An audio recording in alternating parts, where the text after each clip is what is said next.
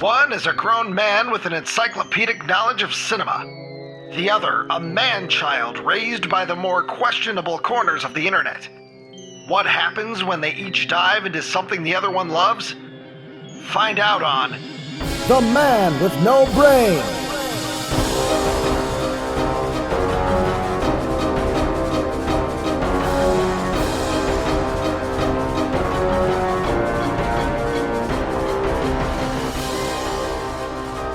Well, Ryan, I don't want to get you hotter, but I just got a message from Joe. Oh, boy. Joe is going to be late. Well, I figured as much. It's 6:05, so he's...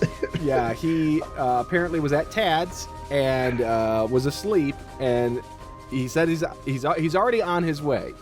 So, Oh, well, with today's show, he gets a bit of an ultimatum then. I think This is the second or third time good. that his relationship with Tad has interfered with this, so he's going to have to make a choice. Well, because I can't remember, we were talking about Mr. Ryan Matthew Ziegler had no idea what was about to go down. In his mind, they were supposed to be recording the already twice delayed episode about their summer 21 vacations. Prior to being told that Joe would be arriving late, Ryan had already been complaining for nearly 15 minutes about Joe and his need to download open mat copies of films, his rock star lifestyle, his lack of prep for just about anything, and his constant tardiness. But what Ryan didn't know was that this was all a ruse. Joe wasn't actually late. In fact, Joe had been preparing for this episode all week and was anxiously waiting to be led into the recording. What you are about to hear and see is a Joe Buckley you'll never forget. how low is that number. So, Yeah. But speaking of the devil, somebody has just entered the waiting room.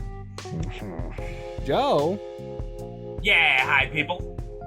what's up, Joe? People? No. It's Yeah. Nothing much. The two nothing of much. us. Okay. Okay, I understand. Hey, that. Joe, what are you near your computer? No, I am. Yes. Would you look down into the bottom corner of one of your computer and where it has the time and everything and tell me what it says? Yeah, no, sorry, you're correct. It is 6:14 currently. 6:14. And what time were we going to start this recording? 10 even, on the dot. 10 even? 10 It's even. fucking 6 All right, o'clock, Joe. 6 even, you're right. I'm sorry, 6 even, on the dot. Well, why don't you tell Ryan what you told me? Well, I was over at Tad's. I was sleeping. And I woke up a bit ago. We ate some Chinese, and then I just got here. So you ate Chinese food at Tad's house Yes. with Tad there in person, Yes, we never And- kissed. and you then just forgot what time it was because you guys were in such deep conversation, or No, how yeah. does this happen? I'm very sorry, Ryan. We were very, we were just like I didn't ask for an engrossed. apology. I asked for how this happened. An explanation. I understand. So we were, Because we we've were, delayed this episode like twice. This is like the third attempt at what we're trying to do here. no, I understand, but I understand that. Did you That's fall mostly- asleep, Joe? I'm Did sorry you I'm fall laughing, asleep? Ryan. I'm sorry. No, it's fine. No, it's fine. I mean, I'm I'm sorry. glad Yes, somebody can laugh. I was asleep. All right, Joe. Well, I don't want to say this is an ultimatum, but there's been an awful lot of the man with no brain taking a back seat because you are off doing extracurricular activities and, nuzzling and loving and having a great time, pretending to work at a carnival. All these things I worked at the carnival. with Tad have taken press over the man with no brain. So I want you to, not right now, but I want you to take a few days and I want you to work it through. And I want you to decide what is more important, what's more exciting to you personally. And there is no right or wrong answer. It's whatever you feel. Do you want to put man with no brain in a position of being a priority for you, or are you going to continue to goof around with Tad? Which one is more important to you? And I said you don't have to answer right now. I just want you to think about this when we're done recording. As the days go on, just think about that. Okay. Okay, I understand. I understand. But do you? No, You I understand know. the words I'm saying, but do you understand the content of the words? Do you understand what I'm saying? Yes. Okay. Yeah. Okay. Well, fine. I do That's all mostly wanted to know say. English. That's all I wanted to say, Joe. Joe, I've been hearing some clinking and clunking around over there. What the fuck are you drinking? You've got your hand on something. I can hear it. Oh, I just got it's blue vodka with like blue Mountain Dew. Joe, turn your camera on. Show yourself. Wait, do you really want me to? Yeah. Really? Yeah. Well, I hope you have clothes on. I'm assuming I'm you're mostly- sweating from having sprinted from your car into the house to get here, so because you knew Ryan was going to chew you out. Okay. Mm-hmm. Okay, here, I gotta mess with my camera. 1 second. Well, you realize the second Joe's talked to us, he's like, "Hey, people." He assumes that he's on already. It's just the two of us. Okay. Let me see. I'm Ugh. If this is going to be a whole to-do, Joe, it's... No, I got it here. Oh, it is a whole to do because he had to put on that hat. That was why you were fucking around because you think it's funny to wear this captain hat.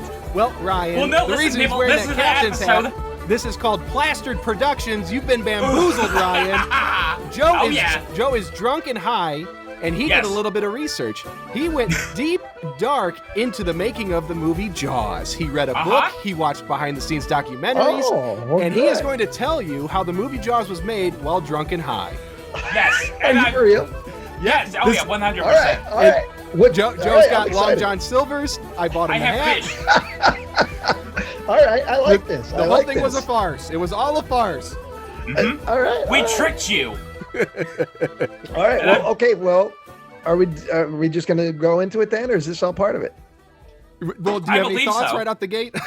Any My concerns? thought, no, I'm excited to hear Joe because Joe respects Jaws. You know, so Yeah, 100%. it's- So I'm not. I know he's not going to be. I mean, he's going to do his bits, whatever. But I'm excited to hear his take, depending on what book he read, of the making of Jaws. And you know what, Joe? I'm not even going to. I'll tell you this because I appreciate the production value that's gone on, and I always, I was kind of, I'm excited by this. So therefore, I'm not even going to get upset at you when you call the shark Jaws, which I know you will. I'm okay with it tonight. I'm going to let it go.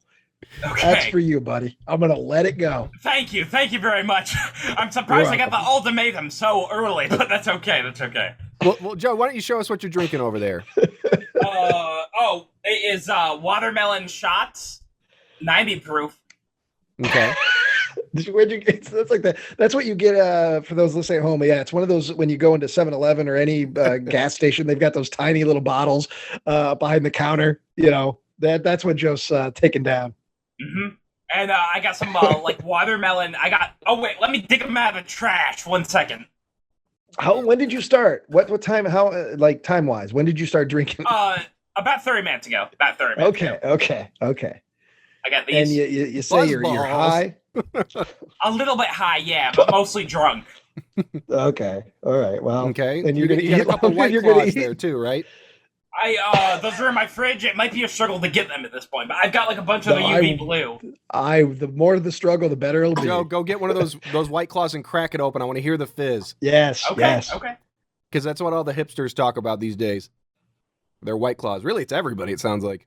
Well, seltzer in general now has become a huge thing. It seems like every company now is putting out some sort of hard seltzer. Joe can't wait to get his seltzer barbecue sauce. This is great. I'm excited. All right. Okay, I'll talk about Jaws with anybody anytime. I'm all about it. We got a Sip Boys light going on right now. Oh, there we go. There it is. Oh, okay. Well, okay, Joe. Joe is basically shotgunning his version of the White Claw. Mm-hmm. Now, And Joe, I'm just Joe, did you Yeah. know that they put a bird's talon in every single one of those cans? That's nice of them. That's nice that they're killing bald eagles for their little business. That's cool. I think that's nice of them. All right, Joe, All right. what research did you do? Yeah. I, What book did you read? Jaws Log, the expanded edition. By Carl Gottlieb. Mm-hmm. Yeah, the co-screenwriter. Yes, Joe and has then, no idea who the author is. Well, the book originally came out as a promotional thing with part of Jaws, but it's a great book. That was one of those books I would like check out the library when I was a kid. and he's Harry Meadow in the film. Oh, yeah, okay. yeah. He's what would you call that? He works at the newspaper because he's He was also a in the set movie. man. Joe's. He's all yeah. He's and he's working in cahoots with Mayor Vaughn. Like he's there, and I think he's a travel. I think he owns a travel agency, maybe, or I think he just runs the newspaper. But yeah, very good. Gay Very good. He also pornography co-wrote, these days. and he also co-wrote the sequel, Jaws 2. He was brought in. Okay. Good I also job. watched a couple of the behind-the-scenes documentaries. Unfortunately, there was not a commentary on this film. Spielberg does not do commentaries. He refuses. Yeah. Okay. So on top of that, so which documentary did you watch? The Shark is Not Working? I watched the making of documentary. Well, that's a documentary. That's like a documentary on the movie. Yes. There's 2 documentaries on the Blu-ray disc. There's like the making of, and then there's the shark that is not currently working. That's the one I'm talking about. Okay, that's fine. You're high and you're drunk, and you're Joe Buckley on top of it. So I can't be critical. I cannot. There's no way. It's hard. It's hard to. Now, Yeah, Joe's video will be. You guys will be seeing this right now, so we're gonna keep your camera on because Okay, I I can want do to that. watch you. As you're chugging and puffing and eating a piece of that fish or one of those hush puppies. Get in there. Yeah. Long Johns, man. That's good. I'm a big fan. How Get many in. hush puppies you got there, Joe?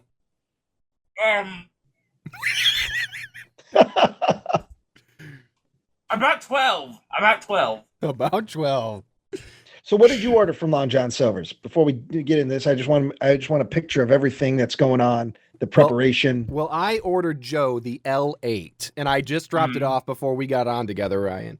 Okay. And that's the 3-piece fish meal that comes with 2 hush puppies, a side of fries. Well, I chose the fries because I knew Joe wasn't eating coleslaw.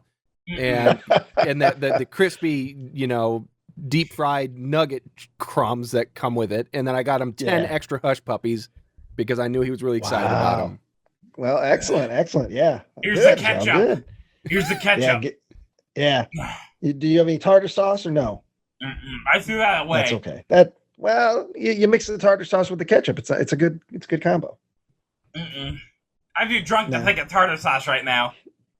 I hope you poop your pants. Yeah, I hope you shit your pants and it makes the stink makes you puke. I peed right before I went on live. I peed right before. Well, good, because you're going to keep filling with that White Claw. How many White Claws did you say you got? You chugged this first one? I got 2. 2 total. Okay, And you had then you did 3 of the Buzz Balls, an assortment of the tiny ones, and then a big bottle of UV. Yeah. Oof. Oh, Yeah, Lisa went out and picked this stuff up for him yesterday. Oh boy. Because Joe just said I may be getting drunk. I don't really like anything that isn't fruity. He said, "Give me the fruity." Wow. Yeah, give me the gay beverages, please. You don't say gay. Just Oh my finish that. God, Joe. Yeah, he's It's not a finishing off the soda first pop. White Claw. Oh my lord. Okay. All right. Okay. You feeling good? You feeling good, Joe? All right, I think I've got the devil in me now. I can see it in your eyes, man. Sure. At least that seltzer. This is the most water Joe Buckley's gotten in years is through that seltzer. I sometimes drink it out of a tube. All right, Joe. Well, since you want to talk, I will give you, the reins. We'll just tell me about Jaws, and we'll go from there. All right. Peter Benchley. However you want to do this. Okay. I've got kind of like a little script written, so I'll see if that ends Okay. working. I told Joe specifically no detailed notes. He can only do a bulleted list because it has to come from him. It's like an essay, Joe, in your own words. Yeah. Oh, okay. Yeah. Well, I wrote the whole thing. I wrote everything. No, that's fine. But I mean, you have to expound upon each note or each little bullet you have. Okay, Yeah. I understand. Yeah. All right, I'm just burping a little. I'm sorry. Burp. I saw that burp. All right, let me get this. Ooh. All right. So, Peter Benchley was a struggling writer when in 1971 he decided to make one last pitch before giving up writing to get a real job.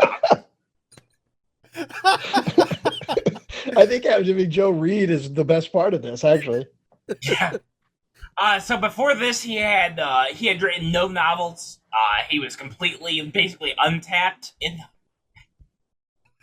Sorry. Oh, What is happening?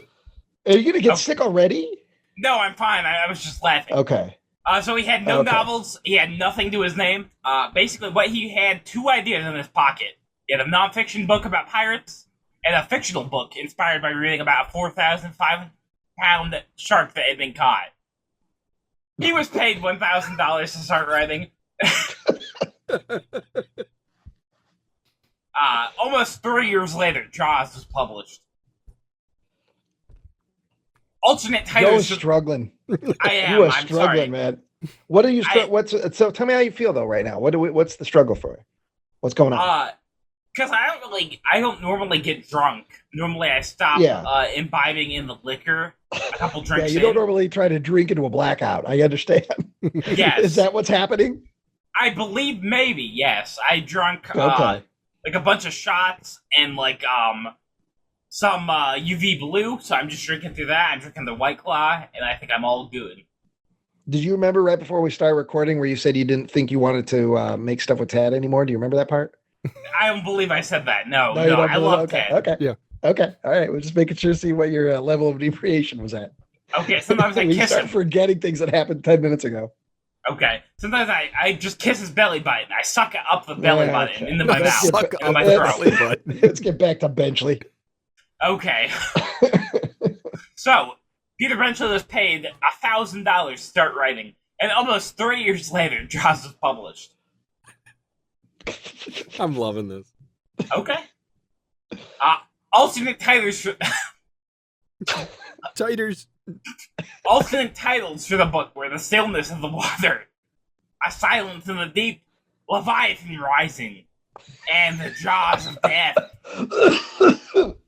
Sorry, what was that? What was that? The one right before Jaws of Death? Leviathan Rising. Okay. It's okay. Okay. You're doing good. You're doing real good. Thank you. I'm a little bit inebriated right now. Yeah. The book publishing rights are sold for $75,000. That's a hell of a price tag on that. $175,000. $500,000. Oh, okay. $75,000. $575,000. Mm-hmm. Okay. And the movie rights are sold for $100,000, $50,000. The most pure thing about Joe is when he laughs at his own antics. Yep. I understand that I messed up that line. I'm sorry. It's fine. You're doing good. I think we're all getting the gist that he made a lot of money. Yes, he made a that ton book. of money. He had $600 in the bank before this book was sold. Mm-hmm. The originally attached director, Dick Richards, mistakenly thought that they were making a whale movie and was fired on the spot. Okay. Steven Spielberg had just finished making the made-for-TV movie Duel about a man being chased by a large diesel truck. There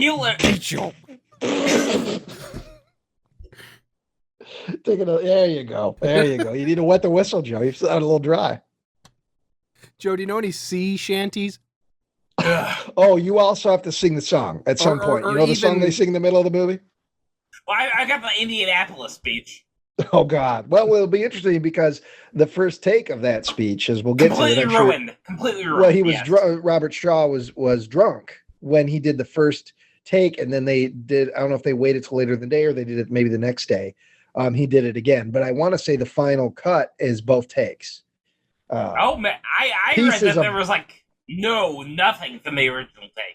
Oh, really? Okay. Well, maybe I don't know. because I've always that's just my own take on it because I feel when it goes in for the close-ups and when it goes in for the wider shots, everybody looks a little different. Like it just feels like it's another day, but it could be. It could be very well be. You be correct, Joe. Well, that's why you got to learn me on it. Show us that fish, Joe. Show us that fish.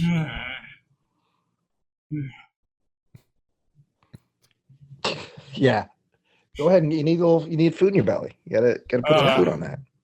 And greasy food is the best. So I thought he was gonna go all the way back. That scared now, me. are your parents home, Joe, right now, just for safety's sake? Just in case? Oh Okay. yeah, they are. All right. And Do you they do know know what you're that doing? are they aware? No. They just smell fish emanating from the basement, and Joe going, and they're like, yeah, business as usual. Tyler brought me the fish. That was nice of him. That was very nice of him. Well, Yeah, it was I'll be very honest, nice. Ryan. I woke him up this morning to make sure that he finished reading the book and doing his part. Joe did it all. Joe read a fucking book. He can't watch a movie that he actually says he wants to see, but he'll read a book. Yeah. And I think 300 pages. I think it was the fish. I think it was the drinks. And I think it was knowing that he was going to make you laugh is what made him do it. Well, I think this is great. I love this. I love this. So I was walking today. I was doing my miles today, and I was thinking about how we were going to record tonight. And not that the subject matter we were going to talk about is a bad subject matter, but I don't know. I wasn't feeling it quite as much. So this makes me even happier that I get to dive into this silly ass.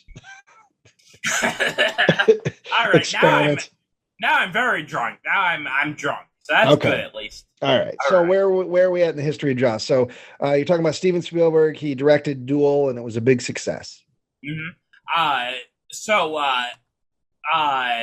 So basically, the made-for-TV movie Duel was about a man being chased by a large diesel truck.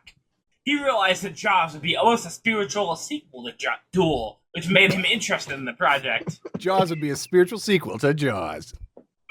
It'd be a spiritual sequel to Duel. Oh.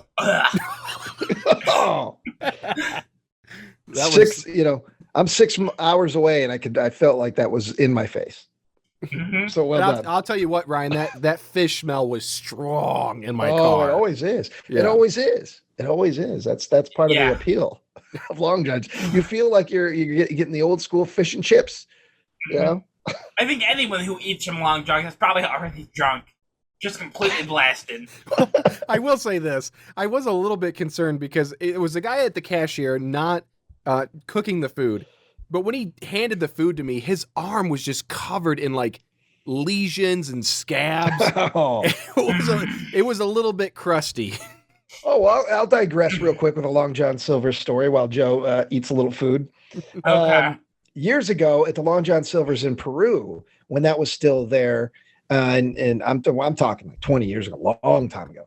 I remember a friend of mine. We went and we ate there, and then they would bring back in the day. They brought the food out to you, so you'd order it at the counter, and then you got the little thing you'd put on your table, and you'd sit at a table, and someone would bring it out to you. And I remember this guy. In my memory, he looked just like Andrew WK. You know, he just surly, long, dark hair. Didn't want to be there. He walks over to us, and he has the tray, and instead of setting the tray down, he gets it till it's like 3 inches above the table and drops the tray. So it hits, boom, and like crumbs fly up and stuff. And he's like, here you go. And then he sat like 3 booths behind us and smoked because it was the smoking section. That's okay. 20 years later, I still remember it was the best time ever. That could have been a Buckley right there. Yeah. That was his break. He was on break currently, so that was okay of him, I think. All right, Joe. All right. So yeah, Spielberg's going to he feels that directing Jaws will be the spiritual sequel to Duel. Yes. Okay. So the book publishing rights are sold for $75,000. And the movie rights are sold for $150,000. Yeah. Yes, they were. The originally attached director. Dick Richards, we covered this, Joe. Oh, okay. So sorry. move down a little bit to where we talk about the spiritual sequel. So it was he had already worked with producers David Brown and Richard Zanuck on the Sugarland Express. Uh-huh. Yes, he did that. Yeah, that's true. That was his second movie, his first theatrical feature, The Sugarland Express. Yeah. Mm-hmm. Both producers naively thought that they might be able to train the shark into doing a few simple tricks on camera, and they cut to miniatures. Uh-huh. Or maybe animation. They later thought that if they had read the book twice, they never would have bought the rights to it. Mm-mm. Yeah, it was going to be. It's a tough shoot on the open ocean. Mm-hmm. Can you imagine, Joe, right now, when you close your eyes and pretend you're Okay. standing on the Orca? You're standing on the boat in the middle of the ocean. The waves are just kind of, the tide is kind of taking you out. You've turned off the engine and you're just floating. You're just rocking back and forth. Take a bite of that fish. Take a bite of that fish while we think about this. Go ahead. I want you, there you go. You're eating fish that you just caught. You're out there. No. You're chumming. You're throwing chum into the water, trying to get the shark to attack. I mean, can you feel it? You're there right now, aren't you? I'm kind of rocking back and forth, but I think that's just because I'm a little drunk. Yeah. Okay. All right. Well, what'd you go? Okay, take another hush puppy. That's good. That's good. Tell us the story while you're eating that hush puppy. I want to hear the words come out of that mush mouth. Okay. The originally attached director, Dick Richards, mistakenly thought they were making a movie about a whale and was fired. Wait, hold on a second. Hold on a second. This is the third time we've gone with the Dick Richards story. So I'm sorry. Was he like on set and after like 3 days, somebody turned to him, like the boom operator said, "Wait a minute, do you think that's a whale out there?"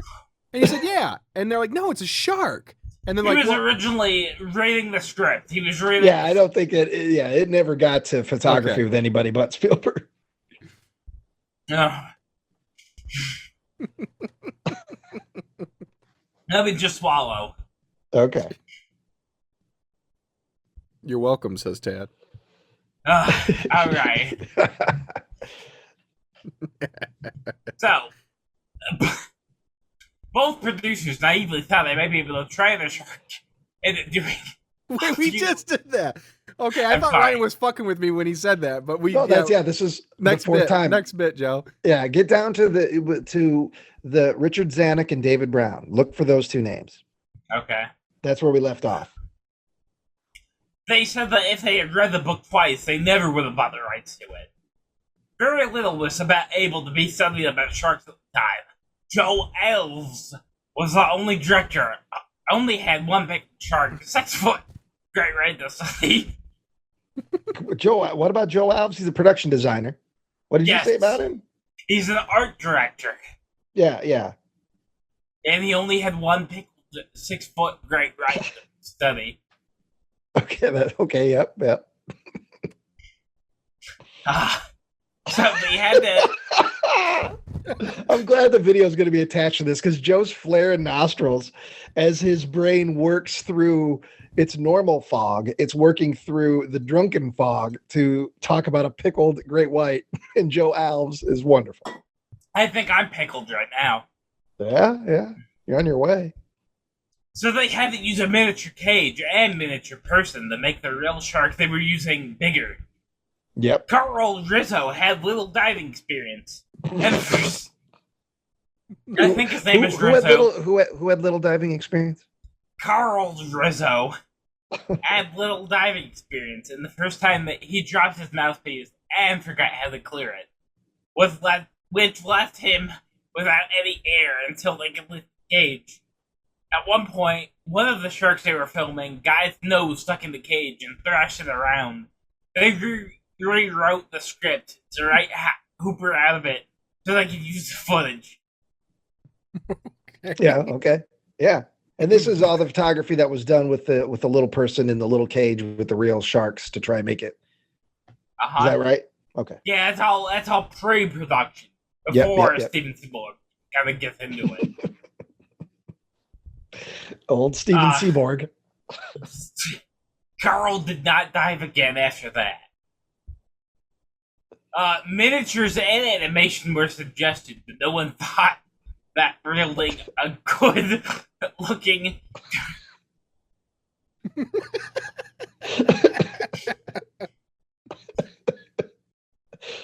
Are you okay, Joe? Are you doing all right? No, I'm good. I'm good. I think I'm very drunk right now, but that's okay. Okay. All right. Well, here's the thing. Do you have any non-alcoholic drinks near you as well? Do you have any water, like some water, Gatorade? Yeah. Or... I have a root beer with one shot in it, only one. I think that's okay to drink.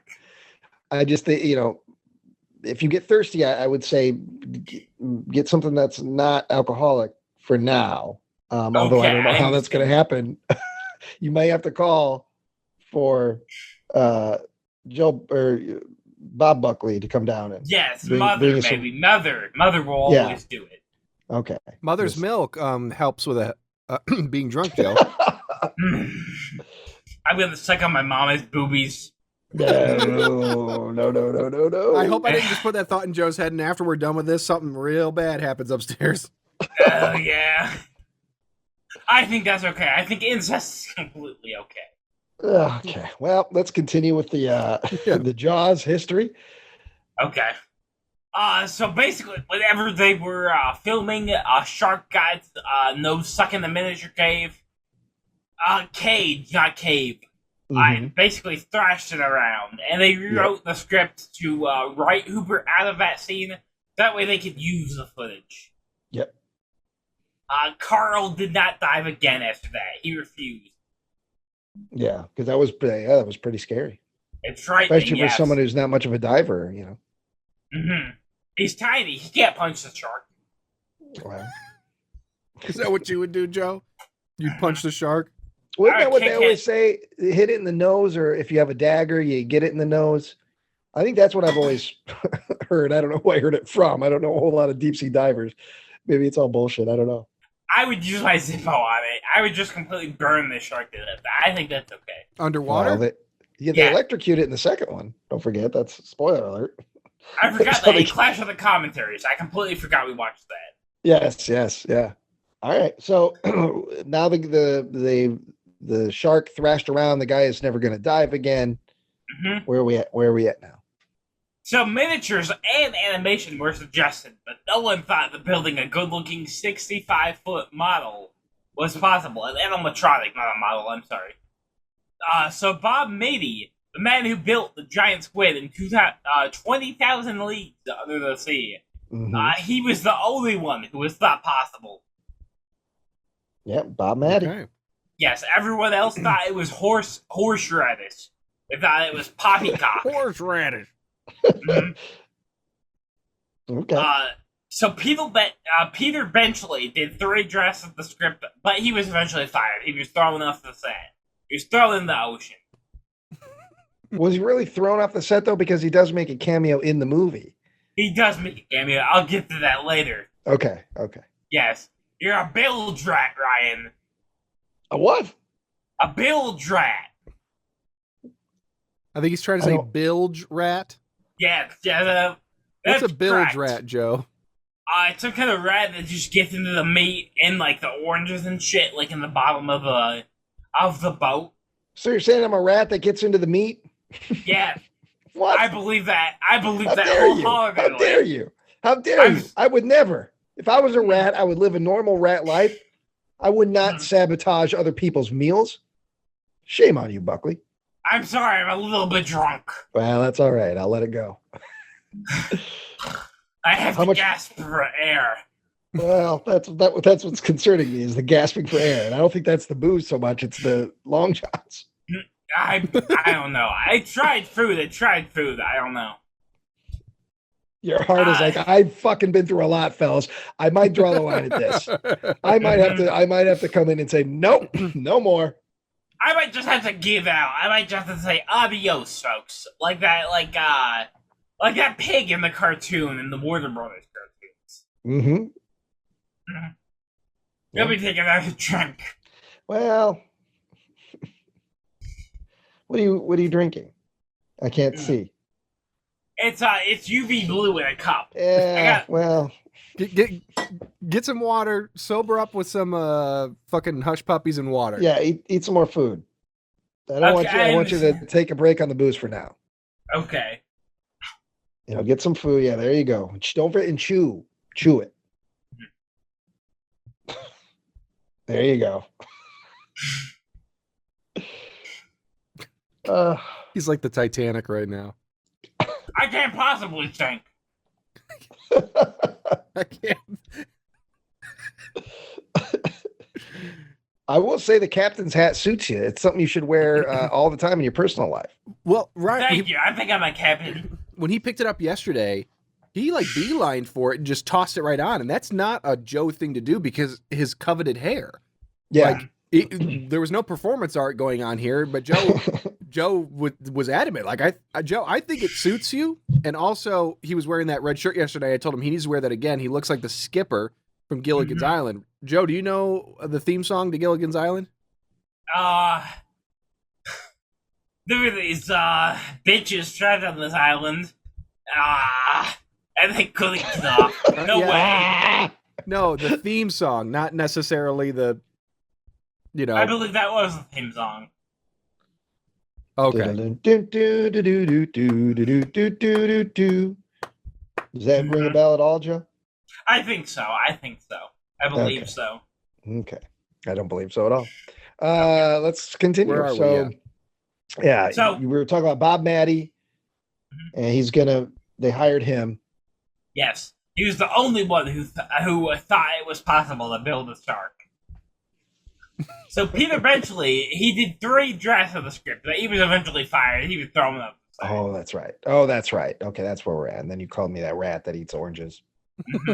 You eat all the lines on the set. How dare you?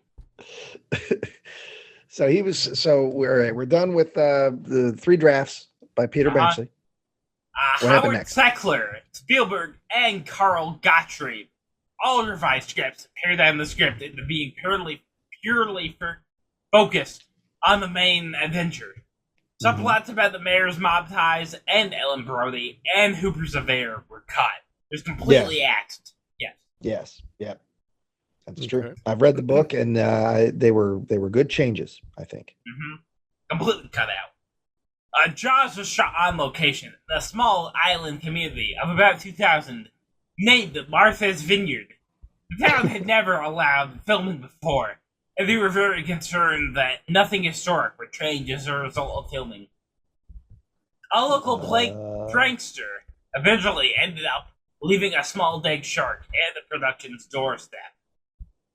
Okay. Wow, that was weird. I'm learning a lot here, Joe, that I didn't know. Yeah. Thank you.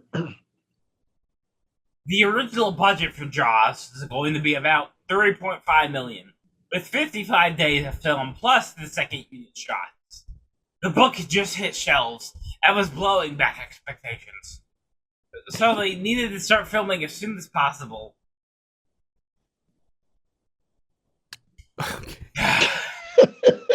Joe, this reminds me of an athlete who's out there. They're doing wind sprints. They're working hard. Every now and again, you take a break. You're like, oh, okay. I'm throwing hoop shots. Are you sweating? I'm not sweating. I'm just very drunk. I'm sorry. Okay. All right. SAG was originally going to start striking on July 1st, so pre-productions needed to be wrapped up by then, or else the actors would leave the set. Stephen was very worried. The script wasn't complete and the shark wasn't finished. It's fascinating watching his lips part and the directions they go. It's like an amoeba moving under a microscope. It kind of reminds me in the original Teenage Mutant Ninja Turtles movies when you saw the animatronic lips. They kind of matched, but they kind of didn't, and they'd open before it talks. It's kind of like Joe's. Kind of reminds me of that. I just like the ooze in part 2. I'd like to see maybe someday if we could find a lip reader. I'd like to see how accurate a professional lip reader could be with Joe Buckley. Completely inaccurate. They would reenact the moon landing with me, I believe. All right. So the book had just hit the shelves, and it was blowing back past the expectations. So they needed to start filming as soon as possible. SAG was going to start striking on July 1st, so productions needed to be wrapped up. By then, there were also actors would leave the set. Stephen was very worried. The script wasn't complete, and the shark wasn't finished. Yeah, that's true. That's true, Joe. I believe that's all true. Yeah, well, I mean, there's no reason to not believe it. I wrote it down at least. Yeah. Can you imagine, Joe, what you would do in that situation? You're a young director. You've been working in TV for a long time. You made a TV movie that was very successful. Then you made your first theatrical feature, which Critics liked it, but it wasn't, it wasn't this huge, mind-blowing thing. And then now here you are directing the film adaptation of this massive bestseller, and all these problems are happening. The shark, they're having issues with the shark. They're having issues with the unions. Can you imagine the stress at roughly the same age as you are now, Joe? Spielberg was 26, 27 years old when he shot this movie. So I think I would just quit and start masturbating. Yeah. I think I would be jerking off. I think that's the best way to do that. Even when he's drunk and nodding off, it's still in there, Ryan. Oh yeah, there's no booze, there's no weed that can take the Buckley out of Buckley. It just makes it slower. It's really all it does. We can't burn out the Buckley. Are you tired, Joe? I'm not tired. I just can't understand. I just don't remember what you guys are saying. So I'm sorry about that. Do you remember you don't when need you to apologize for anything, Joe? No. Okay. But do you remember when you said, right before we were talking about Bob Matty, you said something about 20,000 Leagues Under the Sea. But before that, you said 2001, and you laughed and said, "Oh, that movie sucks." But I can't let anyone know that. Do you remember when you said that? I don't believe so. I love Stanley Kubrick. I would kiss him on the mouth. Okay. I would kiss him. I would kiss his penis. I would kiss his dick. I would kiss his cock if it was still available to me. But unfortunately, he's buried. He doesn't make any more movies. The last movie was Eyes Wide Shut. Yeah. Okay. Keeping you on your toes, Buckley. Making sure you've got your sea legs. I understand. I think I'm going to quit drinking from now on because I'm completely slurring my words, and I can't remember the last. I can't remember the last thing I said. Well, all right. Well, I'll help you. The last thing you talked about was, the SAG strike that was looming. The actors wouldn't be on the set. So it was around there.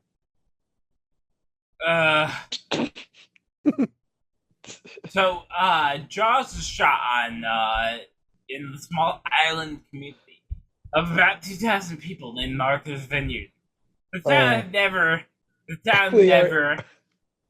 We did cover this part, the Martha's Vineyard, and they left the dead shark. Somebody left the dead shark.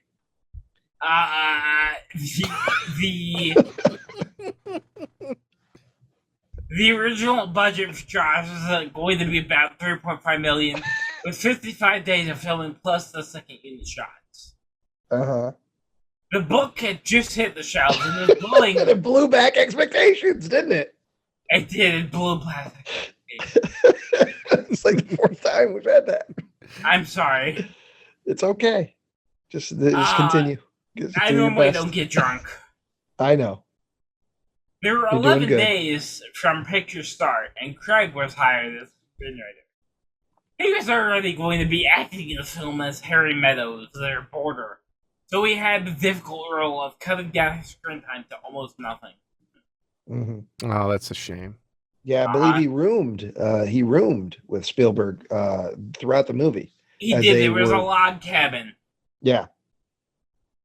Richard Dreyfuss originally turned down the part of Hooper because he knew it would be a bitch to shoot, and he would rather watch it. But he was so embarrassed by his role in the apprenticeship of Duddy Cavis that he thought his career may be over. It's very close. Very close, Joe. Duddy Kravitz. He asked for the role back. Sterling Hayden was going to play Clint, but due to the IRS troubles, he wasn't brought on. He's the police captain in The Godfather, Joe. Joe, did you just fart? The Godfather. I am fart. I may have burped. I'm not sure. You barfed? I may have burped. Oh, okay. There's a bee in that. The smells are very similar at this point. They were able to get all the parts cast within 3 days until shooting began. Mm-hmm. Tensions were high within the Martha's Vineyard locals, with one man firing his rifle through the house door that Robert Shaw was living in. They were also disgusted with the idea of them building Quint's house and demanded it be made able to torn down after.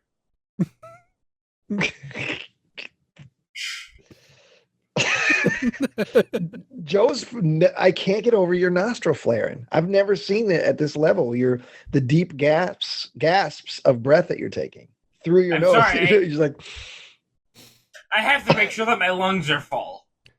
okay. They're not full of booze, are they? Well, they are full of booze, but I'm not sucking the liquid through They're my full of nostrils. blues. Yeah. Booze. They're full of balloons. No, I don't play that game. I don't play that Flash game anymore. Joe, do you have the ability to come up with a percentage? How Percentage? far into into your writing are we? About 10%. I was Oh, gonna say there's a lot.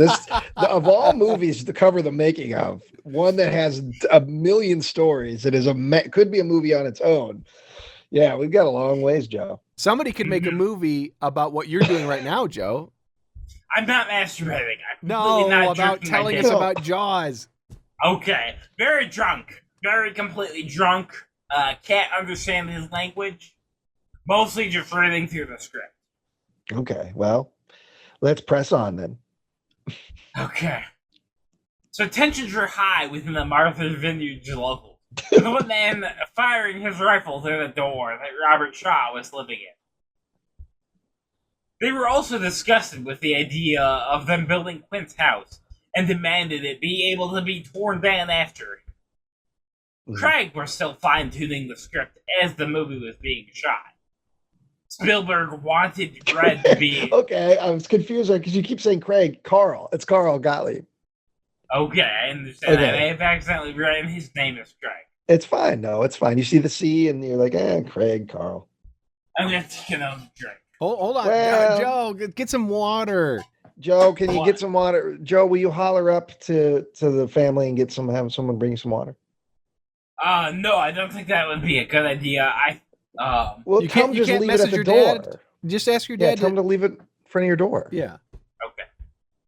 Yeah, let's do I'll that. drink the root beer. I got some untainted root The beer. root beer's got the booze in it too, though. Oh yeah, you put the booze in it. You put a shot in it, which is what kind of shot did you put in the root beer? It's mostly untainted. Mostly completely untainted. Joe, did you go upstairs, put UV blue in the toilet bowl because you like that cleaner look, and then you used the bidet and shot it up your ass? I don't believe I had anything up my ass during the writing of the script and the making of the podcast. Okay. Yes. And then the nose flares. I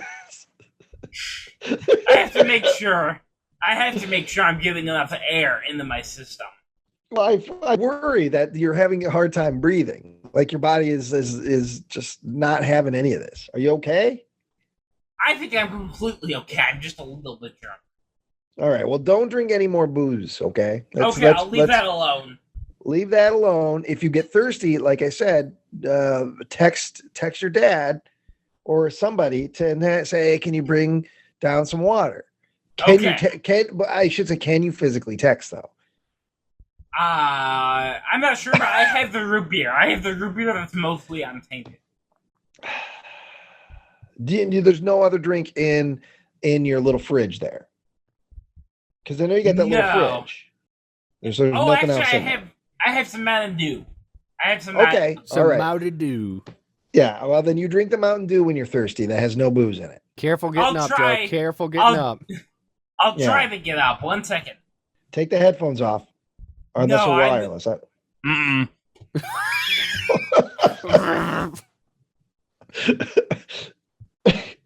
Joe, where did you go? I'm mostly in my bed. 1 second. I'm getting the Mountain Dew. That little giggle. Joe Buckley. Oh, his pants are half down. Oh, he's gonna fall and get a head wound. Oh.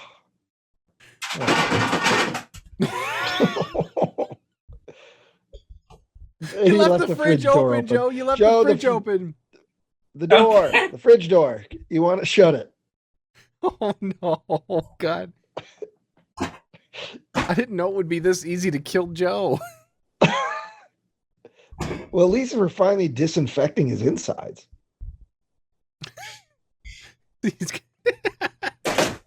Oh shit, Joe. Oh my God. I think All you right. almost Well, went through that. then I would let that settle, but you do you.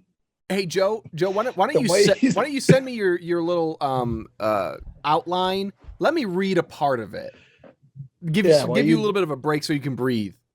Yeah, and eat a little bit more if you could. You have a few more of those hush puppies.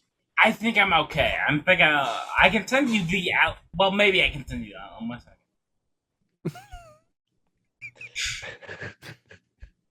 So Nick likes the theory that Joe has mice in his head that communicate with each other. They're moving the gears to get his brain to operate, or they are his brain, but they're operating his body and stuff.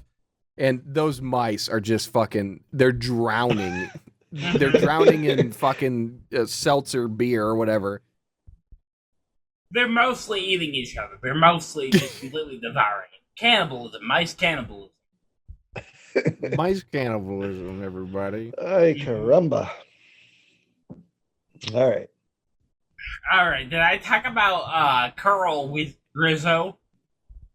Yes, he was the guy. He was the little person that was in the tank. That's pretty far up. Okay. We're where the hell are we? We talked about Robert Shaw. They were going to build Quint's house, and people that lived on Martha's Vineyard were mad about them building a house, and they wanted a guarantee that the house would be torn down once filming was over. I think that's the last thing we covered. We covered it a couple of times. Okay. And now you're talking about Craig. You're talking about Carl. Now my brain's not working. All I have is Diet Coke. Carl Gottlieb. We're going to talk about Carl Gottlieb, and you were calling him Craig.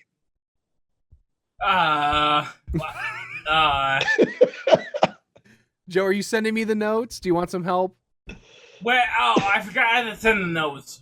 But he had Carl Rizzo had very little diving experience. No, not Carl Rizzo. We're not going back to the Carl. That was at the beginning with the little diving experience, and his mouthpiece fell out. We go down farther. Wait, a good bunch farther. Go, Pat.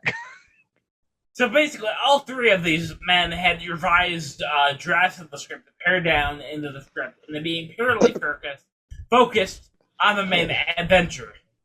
Subplots about the mayor's mob ties and Ellen Brothers and Hooper's affair were cut. This is fascinating. Joe has self-corrected himself more than I've ever seen before in his life when he's sober. So when Joe's drunk, he's more mindful of what's coming out of his mouth, and if he makes a mistake, he'll fix it.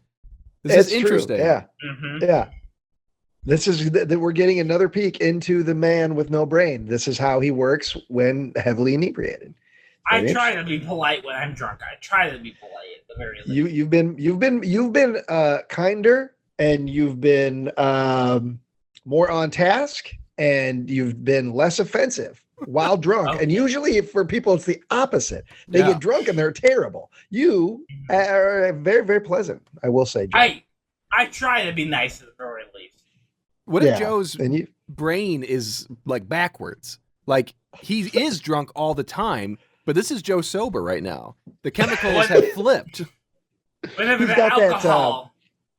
Well, there was a Dudley Moore had a condition. I don't know what the condition was later in life, where everyone thought he was drunk all the time. And it wasn't that he was drunk. He had this condition. Again, I don't know what it was, but it was maybe he was just Dudley fat. Moore. No, Dudley Moore. You don't know Dudley Joe, Moore. Yeah, I have no idea. All right. Well, so let's get back down to somebody, the Robert Shaw's house. Let's at least we'll get back. We'll start there.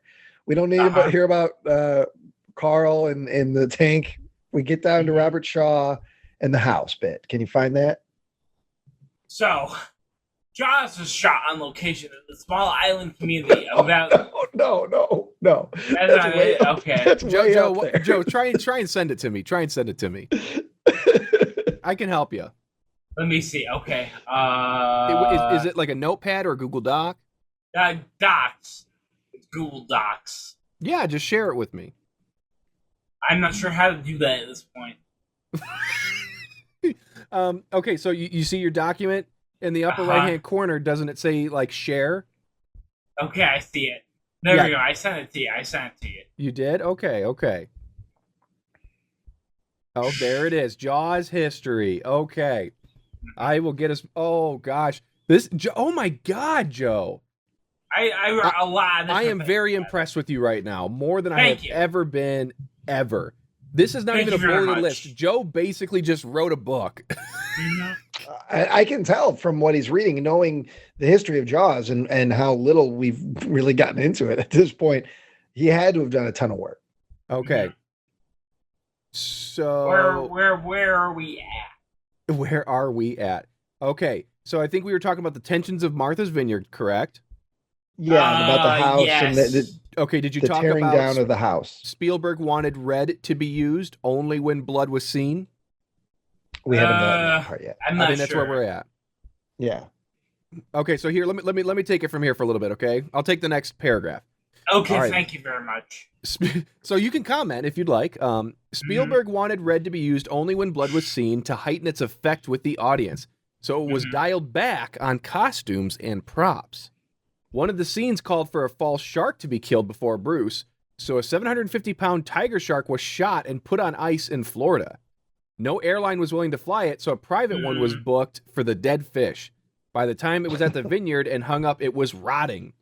The shoot with the dead body of the shark, took 4 days, and its organs collapsed into its mouth, making the stench much worse. That's true. That's completely true.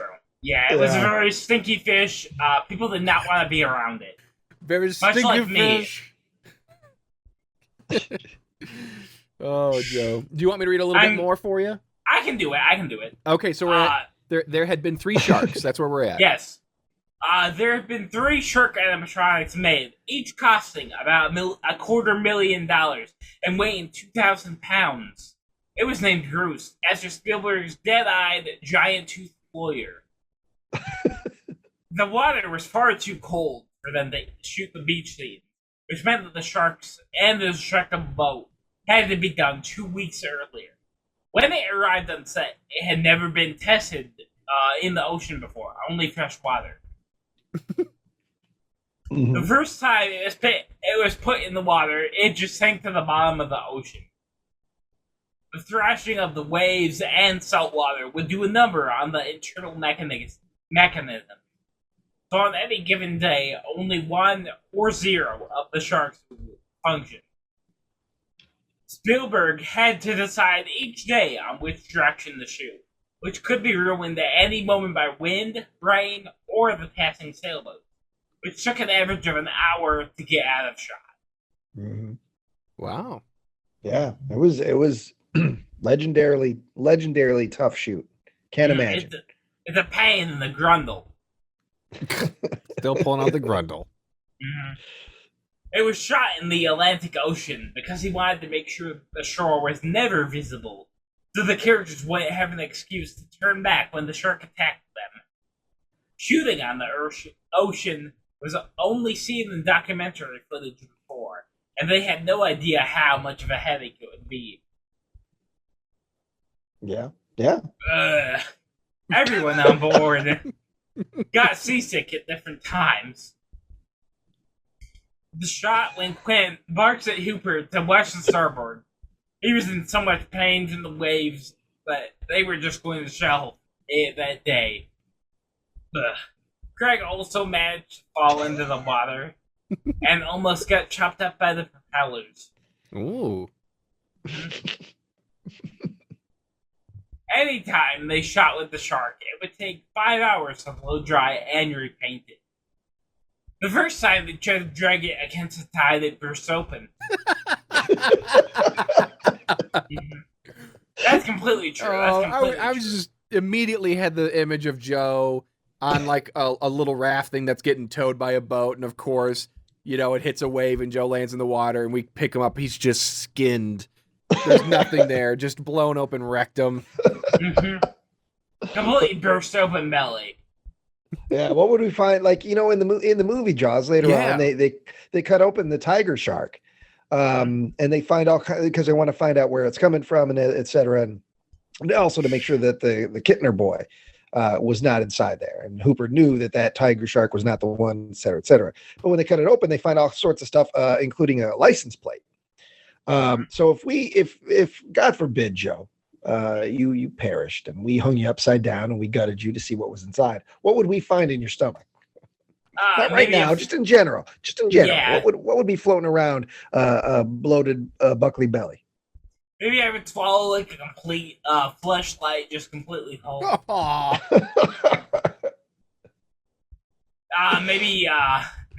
Maybe some of my valuable PS2 games. I'm just collecting them. I'm letting them just completely go up in value. I don't know what that word is. Appreciate? Yes, appreciate. Okay. Well, it wouldn't appreciate if it was in your stomach. It would rot away. It would digest. Okay. I believe it might. I believe people would love if they could get food or collectibles out of my stomach. You'd just be a giant pinata. People just hit you until you burst, and video games fall out, and magic cards fall out, and fleshlights fall out. And candy. A lot of candy. Yeah, a lot of old Valentine's Day candy. Okay. So everybody on board got seasick at different times. The shot. Did I do this already? I'm sorry. A little bit. It's all right, though. It's all right. Yeah. Okay. The starboard. Craig, I want to hear you say starboard again. The starboard. Craig also managed to fall into the water, and he almost got chopped up by the propellers. Every time they shot with the shark, it would take 5 hours to blow dry and repaint it. The first time they tried to drag it against the side, it completely burst open. It was a mess. It was just a mess. Yes. The crew were banned from playing cards, so they took to gazing into the ocean like mad sea dogs who had been out for years. The boatmen transporting them went on strike, but after some of the crew had threatened to beat them, they resumed working. One day, the Orca started to sink, and Roy Scheider was trapped in the cabin for real. Oh, yeah. Yeah. And he was probably not a happy dude. Roy Scheider, he had a temper. He was pissed. He was fucking mad. He was gonna punch them.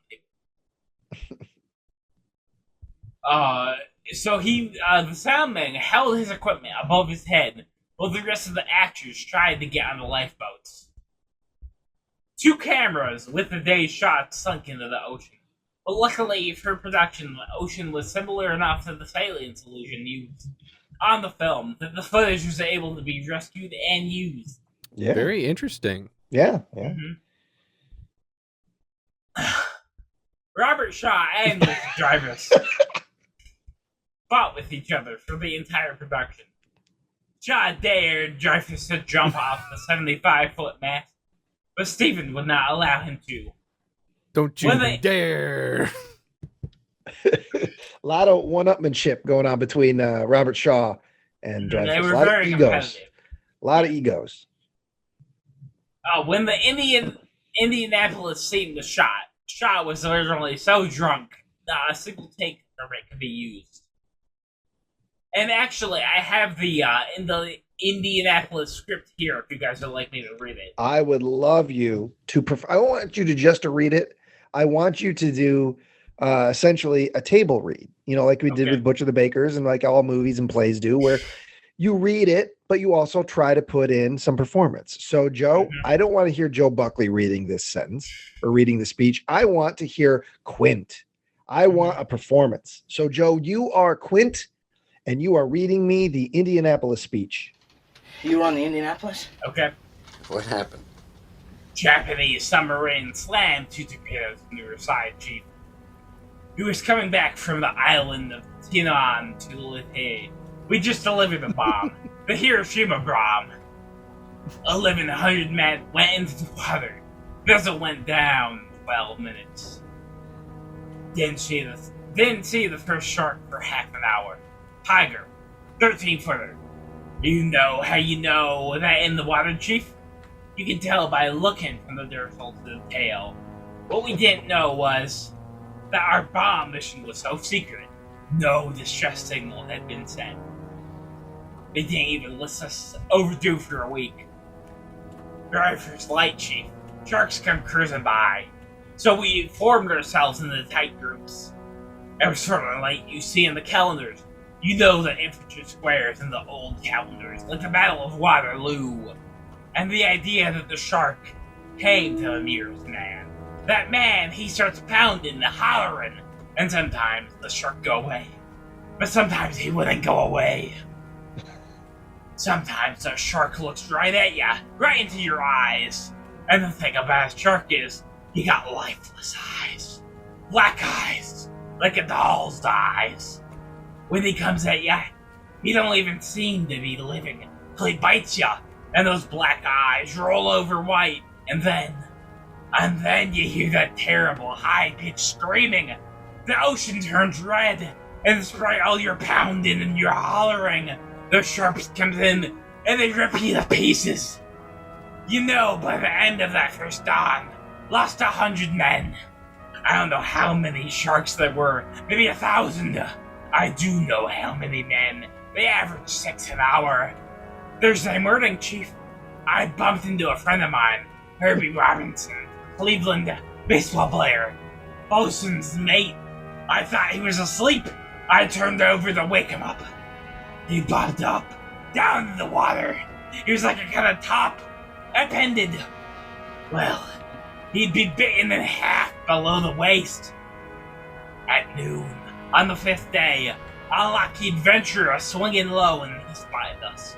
A young pilot, a lot younger than Mr. Cooper here. Anyways, he spied us, and a few hours later, a big old fat PBW came down and tried to pick us up. You never know what was the time I was most frightened, waiting for my turn.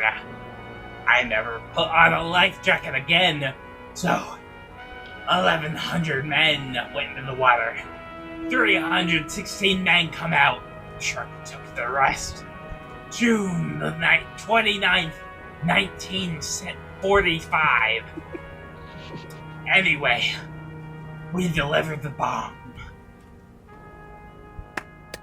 All right, well done. Thank you. Thank you very much. I felt like I was there. I felt like I was actually talking to Quint on the boat. Yeah. What a harrowing experience he went through. Can you imagine, Joe? You know, you're stranded in the water. You know nobody knows about you. You don't know if you're going to be saved. That predicament in and of itself is frightening. And then sharks start coming up and eating your friends. I don't want to be bit in the penis.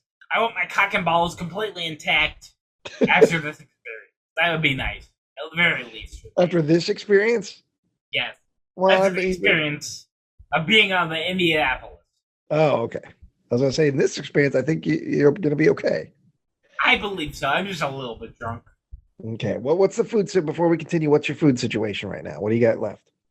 I got a bunch of fish. I got a bunch of potatoes. I got a bunch of French fries. Okay. I want you to take a big bite of one of the pieces of fish. You can get some of that because when that gets cold, that's no good. Go ahead and dig in. How's it tasting to you? Was it good? Was it good? Yeah. I didn't know you were a big fish guy. Are you a fish guy? Do you like fish? I believe so. I think we have to show our superiority to the sharks in the sea. We have to eat them. We have to devour them. We have to just completely dominate them. Joe likes fried fish. Yeah. So if somebody laid down a piece of broiled cod, how would you feel about that, Joe? I would eat it. I would completely just... Are you serious right now? Yeah, I am. What about like a tuna Interesting. steak? I mean, I would eat grilled fish. I don't know about tuna. I mean, tuna sounds kind of scary. Yeah. But a good tuna steak, that's good stuff. Okay, I've never had it before. I have never completely had tuna. So I'm not sure. And I know you don't like sardines, or you've at least never tried them, correct? Mm-mm. Yeah. Okay. So where was I? We just finished the speech. We just finished the Yeah. Indianapolis speech. Okay. Okay, and right before that, you had talked about the orca sinking, the footage. Let me see. Oh, the pissing match between the actors. Oh, wow. Oh, yeah. Shaw was originally so drunk that not a single take from him could be used. I don't know if you mentioned that or not. Okay. Well, I'm surprised I got all the way through that. But that's nice of me. That's nice of me. Mm-hmm. Hey guys, I hope you all are really liking me right now. I'm doing a good job. Give Bubby a kiss. Yeah. I would like it if a woman just had sex with me. I think that's completely okay to What say. the fuck? What? Well, Joe, So- I think this podcast episode alone is going to have people knocking on your door. Look at you I there want with some that. pussy. Just a little bit of pussy. I don't think there's anything wrong with that. No, nothing wrong with that, I guess. So everybody on board got seasick at different times. The shot when Quint parked the Uber that was left to starboard. He was in so much pain that from the waves they were going to just shelve that entire day. Craig managed to fall into the water and almost got chopped out of the... Wait, are we Bye. way back up again? We've heard, because we've heard about Craig, which is not Craig at all. It's Carl. We've heard about Carl falling in and almost getting chewed up by the propellers half a dozen times. Do you have it blocked off after the Indianapolis speech? No, I put that. Yeah, Joe, I put that at the very bottom. The Oh, famous, that's a separate thing. the Okay. famous chum throwing scene. That's your next line. Yeah, that's Or- yeah. Okay. Yeah, or throwing scare, I should say. So the famous chum throwing scare got such a big reaction that they had to lengthen the delay between the next line. When shooting pickup, Spielberg added a jump scare, a bag girder's head popping up underwater. But he found that in the new shootings it diluted the original scare. Spielberg ended up leaving set the day before the final shot, hearing that the crew was going to throw him into the ocean. Why do they want to do that, Joe? Just the terrible production, all the waiting around, the shark wasn't working. They just wanted to completely drown him. I believe they wanted to kill him. But Well, that's they just my shot- personal opinion. Photography was supposed to be 55 days, and it went to nearly a year. It was very, very long. So people, were away from home, and people lost out on other jobs. And it was, I mean, think about that. You're going to shoot for roughly 3 months or so, and then it ends up being a full year of your life. These, and a lot. This was 1974 when they're shooting this movie, so a lot of these crew guys are old school guys. They're going back to the 30s and 40s, where you shot, you set up, you shot, you moved on. This idea of the director as auteur, which is what we were seeing in the 70s at this point, with the new Hollywood guys, that seemed foreign to a lot of these old, crew guys. So I'm sure they hated Spielberg, hated it. They should have shot him with some kind of rifle or machine gun or something like that. So yeah, that's the story, is that Spielberg left and he didn't direct the last shot of the movie. Nah, they were gonna throw him into the drink, into the briny mist. Yep. Sid Sheiberg, the person who tried to grow in Brazil and got his wife into the film as Ellen, saw a rough cut of the film and remarked that it was just okay. John Williams played the Jaws theme for Steven, who thought he was joking at first.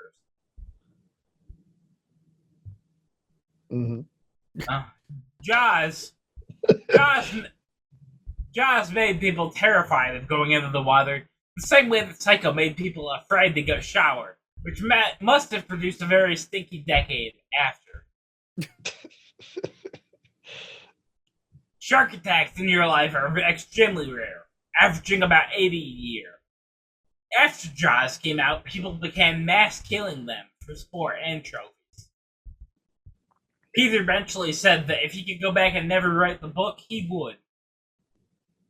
Spielberg said that Jaws ended up being the toughest movie production he had ever made. Oh yeah. Jaws ended up costing between $7 to $12 million. I'm not sure which. It was very hard to find the actual number. It grossed around $470 million, and it was the highest grossing film of all time in Star Wars. Yeah. Highest grossing movie of all time in the Star Wars. This is Star Wars 2001. I like 2001 Space Odyssey. What's wrong with that? That's Please, fine. Agassi. And then there's a connection because, well, there's a lot of connections, but, you got Roy Scheider, who would be in the sequel to 2001. Mm-hmm. And Spielberg actually completely went balls deep on Stanley Kubrick. He completely sucked until the very end of The Shaft. He licked the balls. Oh, God. Yeah. That's a true story. That's a true story in the Jaws blog. Well, Joe, according to what I'm seeing, you've completed your assignment here. Okay. Well done. Thank you very much. I have a question for Ryan. Mm-hmm. Ryan, if you were to get inebriated, what movie would you pick to discuss? And I'm hoping you'll say something that would upset Mr. Buckley. Oh, I mean, I'd love to talk about any. I mean, I think it's more in the same respect that like he did talk about the making of, or yeah. Because there was a time when we'd have parties and stuff, and I remember on more than one occasion I was very inebriated, and people would say, "Tell me about the history of Universal Monsters," and I'd say, "All right, everybody, pull up some chairs. We got a long night ahead of us," and I would launch into the history of like Frankenstein, etc. But I can do it. A movie that would upset Joe. See, I don't know. Most of the stuff that I could go on and on about, I think Joe would respect. They're the great movies, or Carpenter stuff, or the Halloween, or so I don't know if it would something that would upset Joe, unless I was drunk and then explained a Kubrick film, a non-Shining Kubrick film. Is there a Kubrick film you haven't seen, Joe? Oh, there's several. I think just Eyes Wide Shut, and then otherwise it's just a documentary film. You've not seen Eyes Wide Shut? I need to see that still. It's very frightening because of the whole kind of like a pedophilic, like kind of undertones to the film. Well, have you seen then? I know there are more you haven't seen. Have you seen his early films? I haven't seen like the documentary stuff. Glory. Have you seen Paths of Glory? No, I haven't seen that. Have you seen was The Killing? Okay, so there's quite a bit of Kubrick you haven't seen. Spartacus, I know you probably haven't watched Spartacus because you don't he was a director for hire on that, but it's still Kubrick. He disowned that. He completely threw it in the garbage. But I'm just a little bit drunk. I haven't seen every Kubrick film ever made. Clockwork Orange? I've seen that. Oh yeah. Okay, all right. Doctor Strangelove? That's a good one. That's a very terrifying view of the future of how we're going to be bombed to death. Barry Lyndon? I haven't seen that. I have to go watch that. Full Metal Jacket from beginning to end? I've seen that. That's a good one. I think it's a very good film. Okay. Right, but we could come up with something. I can't think of anything right now, but anything. I mean, I could talk about, Lynch or something. Lolita. But the thing is, I don't dislike those movies. So it's okay. I like to bust your balls when it comes to David Lynch and Kubrick. And yes, I'm not the world's biggest Lynch fan in general. But when he's on, he's fucking on. You know what I mean? I think he's very good. I think you should watch all of Evangelion and then get drunk and tell us about it. Yeah. How long is that, though, Joe? How long is that? It's only 26 20-minute episodes. It's a movie. It's extremely good. I mean, I think Evangelion changed my life. I think forever. Yeah, well, we'll talk about it because I'm going to have a hard time. I'm going to have a hard time sticking to animation. You know how I feel, but it's a bias I have. I can't help it. I have a hard time keeping my attention. If it's not comedy, like I can watch, comedic animation all day long, but if it's it doesn't grab me. I don't know. So Evangelion is horrific. I mean, it completely destroys every single main character in the TV series. I mean, it is complete, just desolation. Okay, well, desolation. We'll come up with something. Okay. Well, do I have anything left in my notes? No, you did great, Joe. You got through it. You did good. Yeah, you really covered all the basics. You hit most of the most famous stories about the making of, and then you did the Indianapolis speech, which I appreciate. Thank you very much. So Joe, is this the first time you've gotten drunk? Yeah, I think basically. I mean, I'm a big fat slob, so basically, like, it's very hard. It's very hard to actually get me drunk or high. But I took like 3 watermelon shots. I took a bunch of different shots. I took some UV blue, So I think I'm very drunk at this moment. Okay. Yeah, this is the most drunk you've ever been, because you would talk about how you would drink UV blue at night to fall asleep. So I mean, you would drink to a certain level of inebriation, but I think to this point, where you are slurring your words and, you're forgetting how, you said you didn't want to do podcasts with Ted anymore and all these sort of things. No, I never said that. Oh, you But didn't say that? No, I didn't say that, but I completely forgot the whole Jaws podcast at this point. I'm not sure if I'm done with my notes or if I read all my notes. I'm not sure. For the Jaws podcast. No, I think we covered everything you need to cover. Well, Okay. So, Joe, how are you feeling right now? How is the experience of being intoxicated? I mean, I think I'm on the top of the world. I can do anything. I can go out and jump on the trampoline. You couldn't I even go close a fridge door, Joe. A mini fridge door. Say. Stay off a trampoline. Yeah. Well, the fridge is very hard because some of the drinks fell out of the fridge and I had to kick them with my foot. Okay. So that's why I ran into trouble with that particular thing.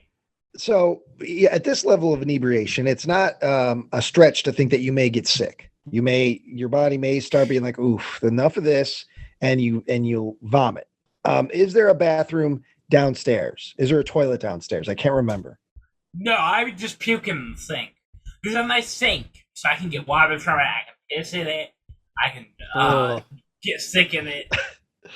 And so I also wanted to say, I would, you don't want to lay down on your back at this level of inebriation in case you vomit. You could choke to death on your own vomit, death by misadventure, like Bon Scott from AC/DC and et cetera. Or I think he froze to death. I think actually he froze to death. He was drunk and froze to death in his car, but it was Hendrix, I believe.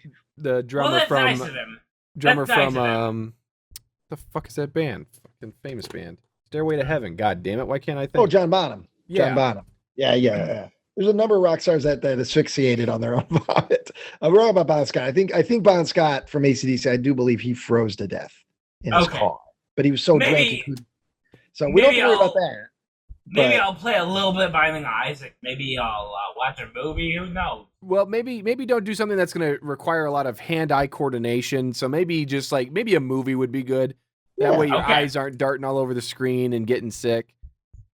Yeah. Okay, I think I'm gonna watch Edited Evangelion. I think that'll be a good one. Perfect. Yes. Yeah. And eat the rest of that food. Get The some more hush food puppies in put you, okay? Yeah, the more food you put on your stomach, the better chance you have, hopefully, of sobering up quicker. But I would advise you to keep drinking that regular Mountain Dew, not the stuff with the booze.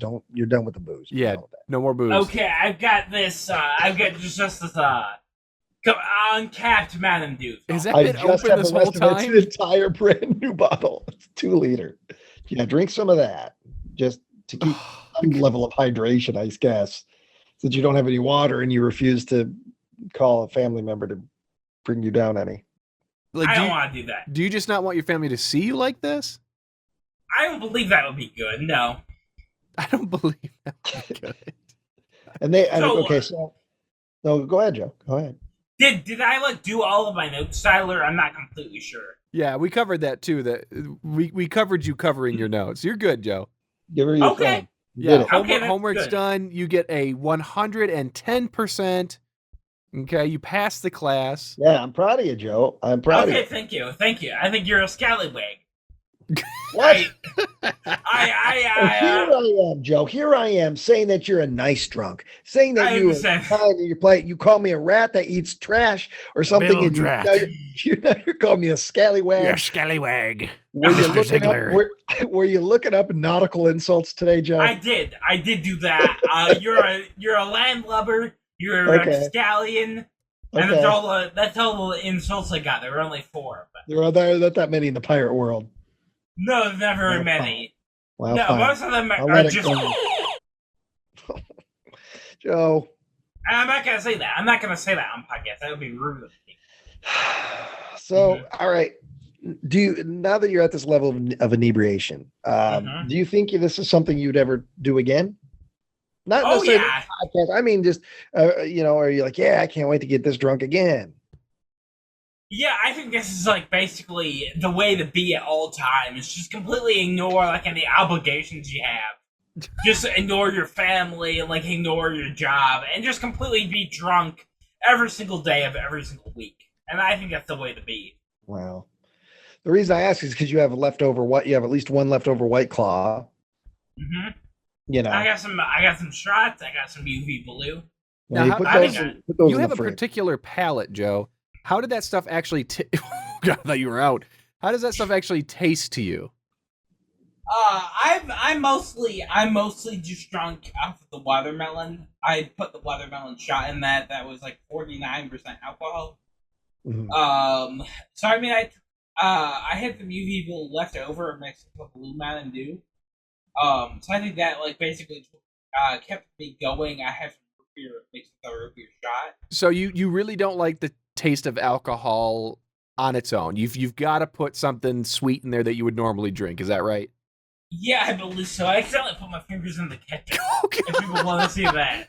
I'm glad it's ketchup, and I'm glad you told us, because if you were sticking your fingers up and they were covered in red stuff, I'd be like, "Oh, Joe, did your bottom half just give up and open? I'm Are you sick of your basically intestines?" Like that fucking shark. yeah. I'm basically like the thing. I have like some long strings of red stuff to just completely open up. Joe, wipe your hand off. Yeah, use your mouth or something. Oh, it's on the side here. Oh, Oh, that chair. Okay, my hands are clean now. I think I'm yeah, your mouth isn't though. You got it on the edge of your mouth, you He slob. just transferred it from his fingers to his face. Joe, how many dead farts are in that chair? Oh, nothing. My chair is completely clean. No, how many times have you farted in that chair? You think thousands? Probably only 20 to 45. No way. have you ever been bare-assed in that chair? Oh yeah, yeah. I look to be naked. Oh, Okay, but there we go. My lips are clean. I just delivered a complete history of Jaws. hey Joe, hey, we got to get back on set, dude. We're filming the scene where your character comes out of the flesh condom, right? So remember, you got to get naked for that part, okay?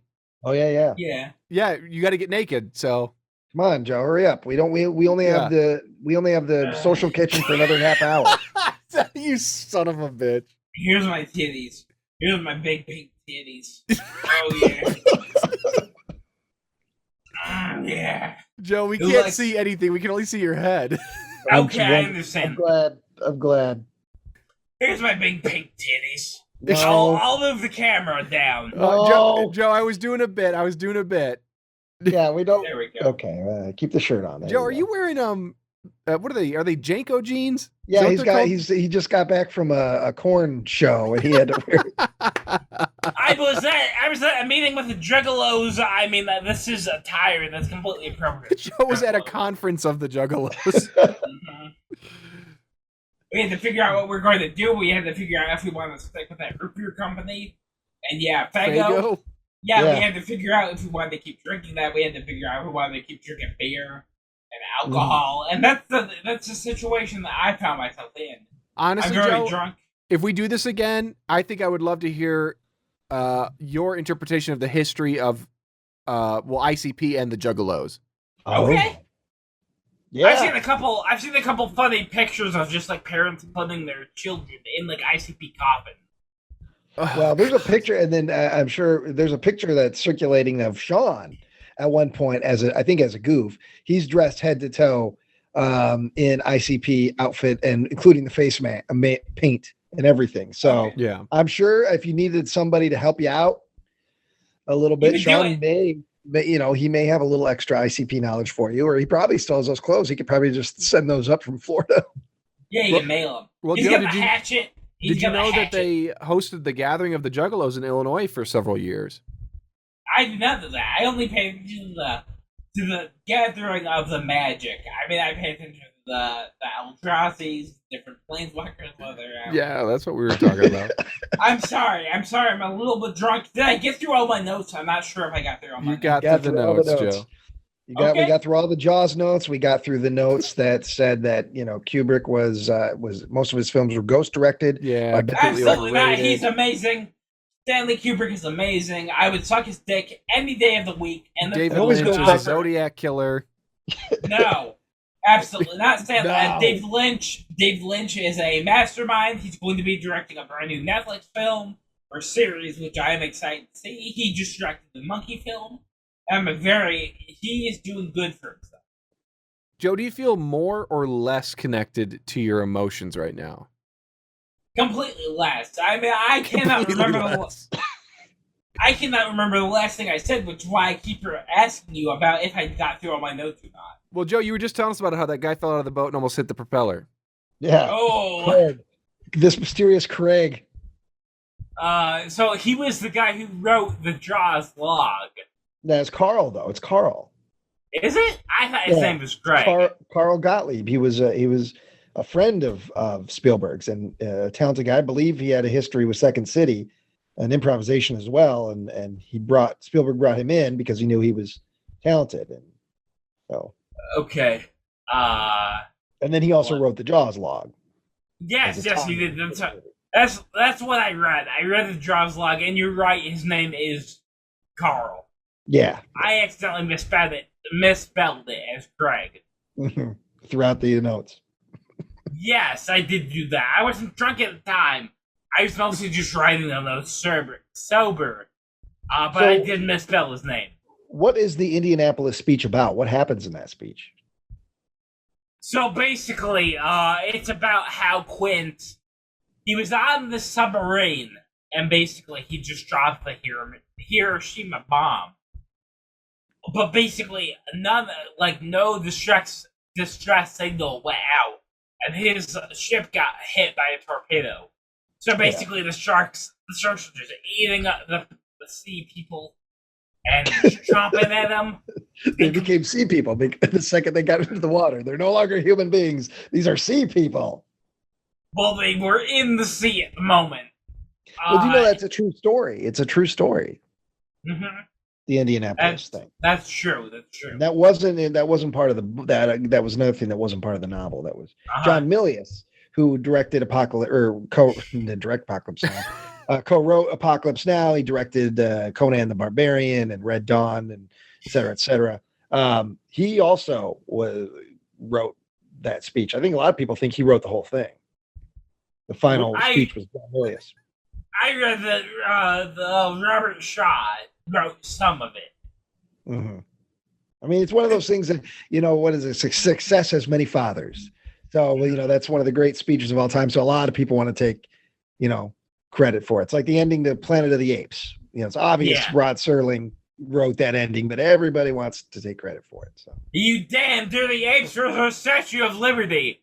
Where'd you put it? Did I at least get to read the bit about Sid Shybert? Joe, you did all of it. You did all of it. You got it all. Okay. Top to bottom. Because he's a starboard to the tip of I don't know anymore about any more nautical terms. Starboard. The poop deck. I'm surprised we went this long without Joe talking about poop decks. Mm-hmm. How many poop decks do you have? How many poop decks are usually used in a Magic game? 0. We have the sideboard. All of them. They're all shit. Every card sucks. It's all poop decks, Joe. Magic sucks. Absolutely not. We have the sideboard. We have the command zone. We have a lot of different zones that cards go into. But the poop deck is absolutely none of it. Now that you're inebriated, when I tell you how stupid Magic the Gathering is and what a waste of time it is and a waste of money it is, how does that make you feel? Absolutely. Now, I just spent at least $1,000 on Magic investment. I just bought a bunch of sealed collector's boosters. I got jumpstart boxes. I've got secret layers. I spent $500 on 13 secret layer traders. Hold on a second here, Joe. So okay. I do not want to give you a hard time because of how well you've done today. But thank you. You're telling me you just bought about $1,000 worth of Magic stuff, Mr. Money Mindful Buckley. A couple months ago when we were discussing certain elements of your finances, and now here I think because you're inebriated, you dropped a little nugget of info here that maybe we weren't supposed to hear. That is an investment. So basically, all 5 of the Magic the Gathering traders have been reprinted with Phyrexian text. And I think these are going to be worth a lot of money in the future. There is going to be a Phyrexian Swamp that is given out as a bonus card for the 5 traders. I'm going to make a lot of money on this. I spent $500. I got 13 of these sets. Yeah, I think I am golden. You know what, Joe? I hope you remember this and you actually follow through, because I would love to hear about this payoff from your investment if it comes true. I like to just hold on to the boxes. I've got about 9 boxes of Jumpstart that went on sale probably a year ago. I'm just holding on to it. I'm just keeping it nice. Okay. Well, see, what I was trying to do is again gauge what sort of drunk you are. And by trying to rile you up by talking about Magic, and you didn't get angry. So again, no. Joe is a very pleasant, very polite drunk. I try to be. I try to be not a fighting drunk. No. Yeah. I try to be entertaining. I try to make jokes at people. I try to make goofs. I try to make people laugh. Yeah. And he's asleep. I'm not asleep. I'm gonna drink more of my root beer. No. There's booze in the root beer. Yeah, the Mountain Dew. There you go. That's good. Oof, God, your body right now, Joe. We need to start having physicals done before and after each episode. We need to do weigh-ins like they're fucking boxing matches. I'm just a little bit drunk. I think that's okay for the people at home. Hey, Joe, so I put that order in that you asked for during the recording. Do you want the Tykables to come to my place or your place? I do not want any Tykables. I don't want to shit in the diaper. I don't want to pee in the diaper. I am just a little bit drunk. I don't want to make poo-poo in diapers. I don't want to make scat in diapers. I don't want to... I don't want to make scat in diapers. I don't want to make brown dragon in diapers. Brown logs. Brown dragon? I've never heard of that before. Mm-hmm. I don't want to do any of that kind of stuff. Joe, did you used to, when you had accidents in your pants when you were younger, did you go up to your mom and say, "Mom, I made brown dragon"? I may have. No. I don't remember all the way back then. I'm a little bit drunk, so I don't remember all the way back then. Joe calls it the brown dragon because he has indeed had prolapse a couple of times. And so he has a hard time cutting off the log. So often he gets off the toilet and it's still just swinging, and he'll laugh to himself to try, because you try to make yourself laugh instead of cry. And he's like, "There's the brown dragon again." And then he grabs the special pair of scissors that he's got in the medicine cabinet for the brown dragon. I just start chopping the poopy logs into these pieces. I have a pair of poop scissors. What's wrong with that? You got a weak anus. Yeah, no, I just have such big, round, giant poopies. I cut them in half with my poop scissors. All right. That's my fault, that one. Well, Ryan, you went into this. I don't know how much of it I'll play at the top. I don't want to play all of it, but Ryan was a little hot on a number of topics, mostly surrounding Joe. And you thought Joe had, screwed us again and showed up late. How do you feel now in hindsight? This was great. I like this. Thank you. This was fun. It was a fun bit. It was a fun goof.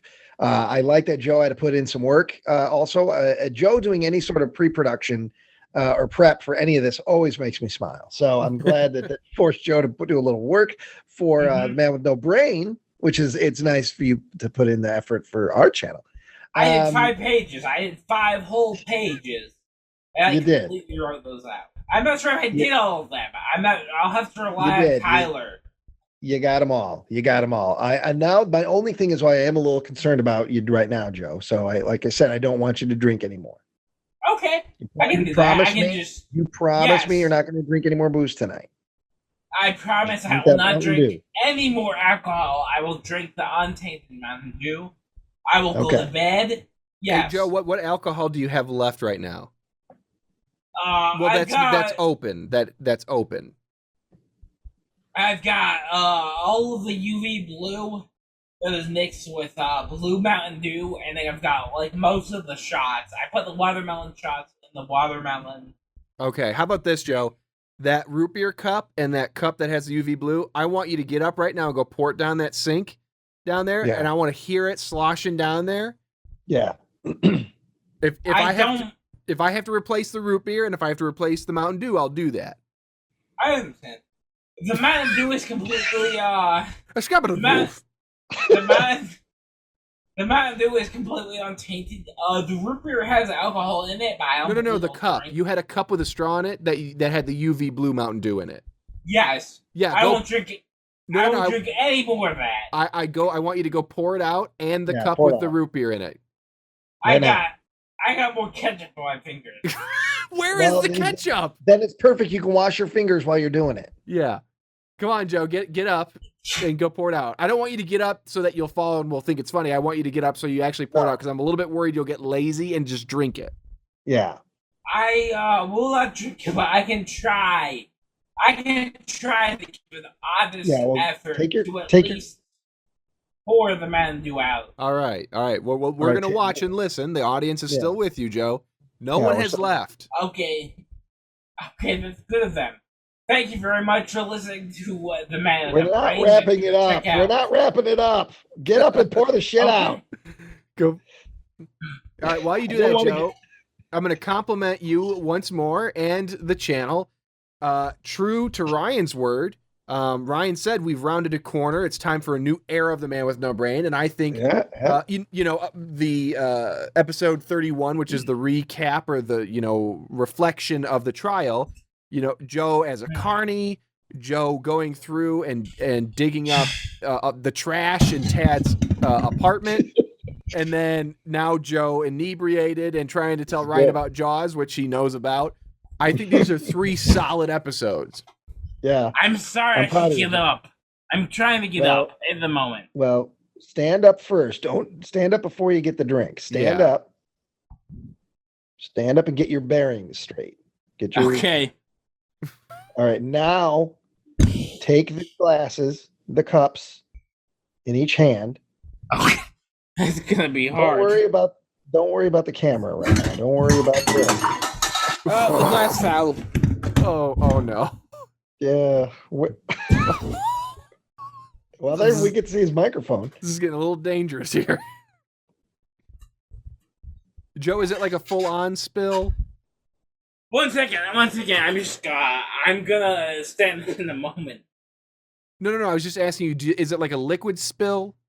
Yes. Yeah, I think that's correct. Did you spill the drinks? Yes. Okay.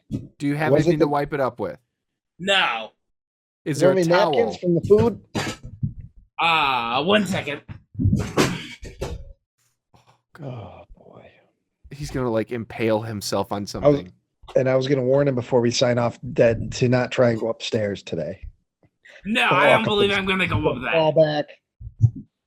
Ooh, yeah. You'll be like Martin Balsam in Psycho. You'll just go straight back and that'll be it. Oh, that shot. Yeah. Okay, so I'm a little bit drunk at this moment, so I got completely done with my Jaws research, correct? Yes, and so we're working on getting that spill cleaned up and the drinks poured down the drain. No, I'm just gonna leave those for the moment, I think. Okay, what about the spill, though? Nah, I mean, it's mostly just 2 ice cubes, so I'll just leave those on the ground. Well, can you pick them up and put them in the cup? That's gonna be a struggle, but I'll try. Okay. Take your time. I was honestly worried that Joe wouldn't get drunk, and so I told him, I'm like, Joe, if you got to ham it up a little bit, go ahead. But this is the other side of that spectrum. This is real. This isn't Joe doing a bit. I am completely smashed. I hope I was able to give people the entertainment that they crave throughout the Man with No Brain. I mean, I want you guys to watch the Malevolent movies. I mean, I want you guys to watch all the other stuff that we do. This is but adorable. I'm not. What about Butcher the Baker's in Grace's room? Yeah. Make sure to check those out on Amazon Prime. We've got them free. I mean, maybe you guys have to pay for them. I'm not sure. Actually, Ryan, that's what you should do. You should tell us about Butcher the Bakers. The making of Butcher the Bakers. Yeah, while you're drunk. I'd love to hear your thoughts on that. Well, that could be our. Oh yeah, I mean, my thoughts will be good. You know, I had a great. That was a great experience. Top to It was bottom. very fun. It was very fun. Yeah. Yeah. Remember, Joe, we're shooting it right now. You got to take your shirt off. Yeah. Come on. I'm not gonna take my shirt off. I believe that is sexist. What the fat guy has... We got to get out of here in a half hour, but so we got to get you lubed up. We got to get the shots, and then we have to clean up because Social Kitchen is open up for a special brunch. Oh, that's what that place was called. And the sun's coming up. Yeah, I think they're close now. Yeah. But, they had waffle chicken. They had different syrups. They had chicken. That was good. That was good. Okay, Yeah. so Joe, what's the plan here? What are you going to stay in that chair? Are you going to your bed? I believe I'm going to go to sleep after this. I'm just gonna take a little nap. Ryan, how should he sleep? I would say sleep in your chair. Okay. Sleep in Not your hard. chair. Yeah, in case you do vomit on yourself in your sleep, you'll at least be upright. I mean, that's what I've always been led to believe. Don't sleep on your back because you could choke on the vomit. Mm-hmm. And that even happens in Breaking Bad too, with the girlfriend. I have a garbage can next to my chair, so I can just vomit into that. And the idea is though that if you black out, you know what I mean, and you don't wake up. You puke, but it doesn't wake you up, and therefore you asphyxiate. You inhale. You know the vomit basically chokes you to death. You know what I mean? That's the worry. That's the worry. That would be nice. That would be nice. That would be a nice way to go. No, just completely choked to death. Joe, I think, like you mentioned earlier, we're about 10% when we were discussing percentiles. We're about 10% into the man with no brain here. As far as like actually getting stuff out of you, there's a lot to go. So you got to stay awake and alive for that. All right. Yeah. I understand. I'm a little bit drunk. I'm a little bit inebriated. I think I did most of my Jaws facts, so I think I'm good to go. I think I'm golden, good to baby. go, Joe. You are. You did your job. You did your job. Now, you know, and as far as eating the food, if you continue to eat the food, make sure you eat it and swallow it. You know, don't fall asleep with food in your mouth either. Mm-hmm. I've done that in the past, back in my days where I would drink more. I have done that. It's nasty. And it's dangerous. So yeah, it would be so nice to just like fall asleep with a nice piece of fish just like in my throat. No, that's what I'm saying. So if you're not in a position where you can finish the food, put the food away. Don't continue to try to eat it if you're. I understand. You know, I understand. I'm gonna put the Mountain Dew. Keep drinking the regular Mountain Dew, the non-alcoholic Mountain Dew. Mm-hmm. The good thing is, I have completely forgotten every single thing I said in this episode. I don't remember if I did the whole script or if I did not do the whole script. So I mean, I just hope that this is a good episode for the people. I hope that people are entertained. I hope that people check out Malevolent Movies. I hope that people check out The Man with No Brain. Yeah, you said everything, and you how much you wish you had some Funko Pops, especially Jaws or Spielberg style. Yeah. Absolutely not. Talk about that. I would blowtorch Funko Pops if I had them. I would take them to the what do you think about Zach's Funko Pops, Joe? Mm-hmm. I think Zach is just completely missing something from his life, and that's why he collects these little like plastic shit figurines. He's got the Bill and Ted figures. He's got like the Jaws figure. He's got like the purple guy in the Avengers figure. Well, Joe. So to understand though, you're a collector. You collect magic cards.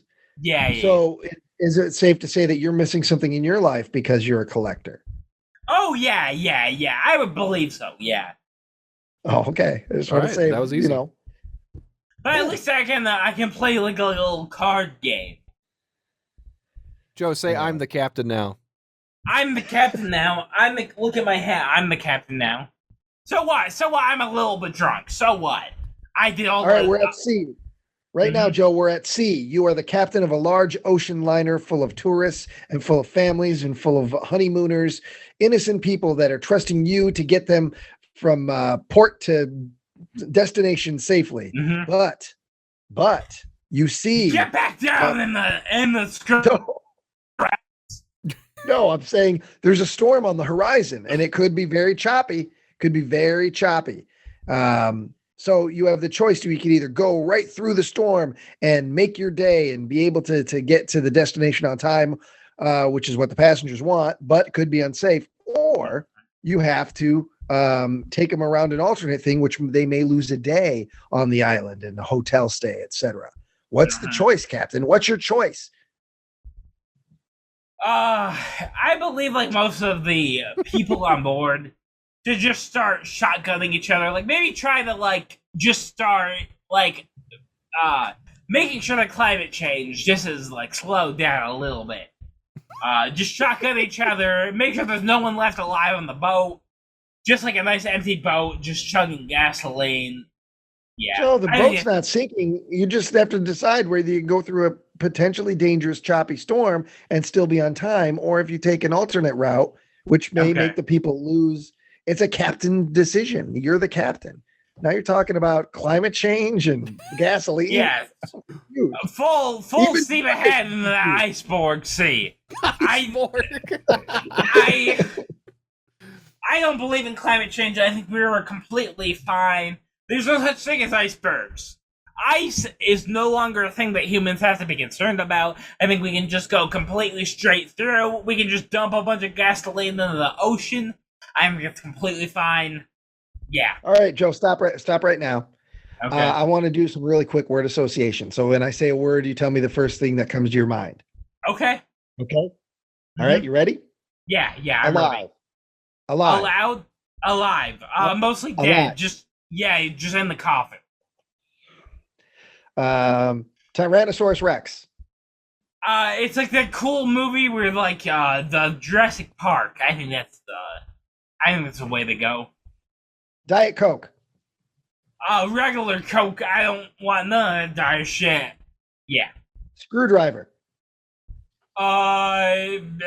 Batteries, because you gotta make sure you got batteries to make sure you have the screwdriver running.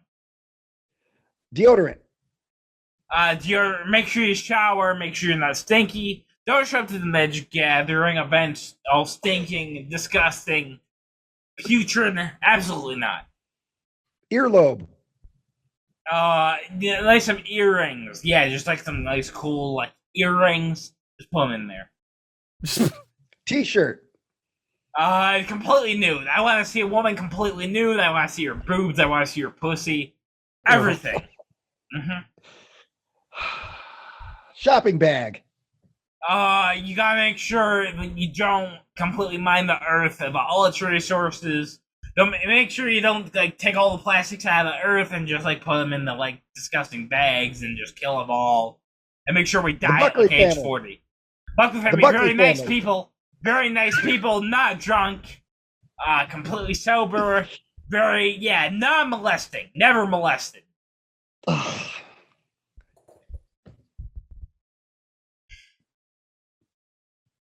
That's all.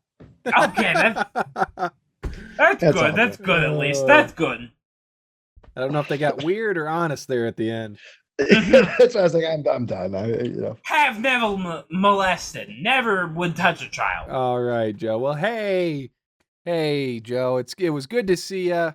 Thank you very much. Stay in the chair. Rest your eyes until you sober up a little bit. Get that. I think I'm gonna take like a little nap, just a tiny little nap. How about this, Joe? Will you please check in with me after you wake up from your nap? Okay, I can do that. Yes, I'd like to hear from you, make sure you're doing okay. Mm-hmm. I'm not dead yet. I'm not dead completely yet. Okay. And I did all of my notes, right? You did all of your notes. What are you not going to do? Not drink anymore. Good. Drink water. Thank you. You can have some water, but none of the alcohol. And I have some of the Mountain Dew left. Okay. All right. Well, what do you have to say to Ryan on our way out, Joe? Ryan, I think you're a good friend. I like doing the podcast with you. I think it's a good time. I think it's a very fun time. I don't want to be drunk every single time I do the podcast. I want to be sober. I want to throw out fun little facts for the audience. I want to make people laugh. I think that's a good time. Uh-oh, did we lose Ryan? It's going in and out, but I think I'm back now. Oh, okay. Okay. Well, Joe just said some very nice things about you, Ryan. Did you, Joe? Yeah. Good. Yeah, I did. I'm barely able to look at the screen. I'm barely able to look in the lens. I'm sorry. It's No, all you're right. fine. Oh, Ryan made a cut out there again. Okay, I understand. Well, Joe, why don't you take us out so we can let you get some rest? Okay, so this has been The Man With No Brain. You can find us over on the Man With No Brain podcast. We're on Spotify. We're on all kinds of different podcasting platforms. You can find me over on Malevolent Movie. You can find Ryan over on Malevolent Movies. We've got all kinds of different funny things. We did the Benevolent Buckley Show. We did Butchers of Bakers. We did all kinds of funny things. So people, just check them out if you like what we do right now. And yeah, I think you would enjoy it. All right. Well, I great. don't know what I came into, but it sounded good, Joe. Joe was Thank taking you. us out because he was worried about you. Wasn't sure if you were coming back. I don't know what's going on. Maybe the salt water got into the thing, Bob, Maddie, and the brine, and I don't know what's going on, but all of a sudden things are going haywire. It's very frightening. Some of the cameras fell into the sea, and they were able to recover the footage. Can you imagine what they would have done if all they would have had was some digital box? It would have been ruined. They would have lost all that footage. That's true. Shooting on film. They would have had just a Buckley on camera. That would have been garbage. They would have to throw away in the garbage. All right, boys. Well, this has been fun. Joe, stay in the chair. Don't drink the alcohol. Message me when you get up. Yep. I understand. I'm going to go to bed. I'm not going to play any video games. I'm not going to watch any more movies. I'm just going to sleep in the chair. Okay. Do you feel comfortable enough to mention to your dad that maybe you had a couple of drinks for a podcast goof, and he might need to come and check in on you every now and again? I don't believe I can walk up the stairs, but that's okay. No, message him. Message him. I don't want you walking up the stairs. I don't even want you. He doesn't have a Facebook. No, text He refuses. him. You could text him, Joe. Okay, I understand I can do that. Okay, would that be okay with you? No, I'm just gonna sleep it off. Oh, okay. Please be safe. All right. No one has ever died from alcoholism. No one. Absolutely no one. He never left. You're a captain, Joe, not a doctor. You don't have the doctor hat on this time. Yeah, absolutely. Absolutely. You know what you are? You're a landlubber. You're a dirty landlubber. I'm a rat that eats chicken breasts that are fermenting in the lower decks. You're a rapscallion. A rapscallion. Okay. You're a scallywag. And you know what you are, Joe? What's that? You know what you fucking are? What? I'm a little bit drunk. A good friend. Thank you. Thank you very much. You're welcome. Well, I have fun doing this podcast. I have fun hanging out with everybody. And then the guy fell over the boat and he almost got chopped up by the propeller. Did I tell you about the movie Jaws? It's about a shark. I don't remember if I told you about the shark movie and the Jaws and the shark and the Bruce. Mm-hmm. One of the scenes called for the false shark to be killed before Bruce. So 750-pound tiger shark was shot and put on ice in Florida. No airline was willing to fly it, so apparently it was booked for the dead fish. By the time it was in the vineyard and hung up, it was rotted. The show with it took 4 days, and its organs collapsed in its mouth, making the stank for it. That's the best part of the notes. That's the best part of the notes. I don't think I remember reading about the collapsing of the dead animal's guts, but I stand by it. There was a lot of organs in this. Especially as reported by a drunken Joe Buckley. All right, Joe, I think I'm going to cut it right after you do the dead organs thing and we laugh. I think that's the best spot. All right, buddy? Yeah. That's Thank you very much. Seriously, take care of yourself. Don't drink water if you need to, and call me or message me when you wake up, okay? Yeah. Okay, I understand. I'm going to go pee in the sink, and then I'm going to go to bed. Oh, well, yeah, I he guess doesn't you have a toilet. He doesn't have a choice because he can't go upstairs. Be careful, please. Yeah. You know what, Joe? Honestly, I think you need to go pee in the sink now while we've got you. Yeah, we don't want to watch it. We just go do it. Just to make sure you can get back into the chair. Okay, I'll go do that now. I'll go do that now to make sure I'm safe. Okay. Because Let you me- drink a let me- lot of liquid and you haven't gone to the bathroom and it's been 2 hours, so you probably do have to go. I'll try to stand up right now. Okay. Okay. It's got to work up to it.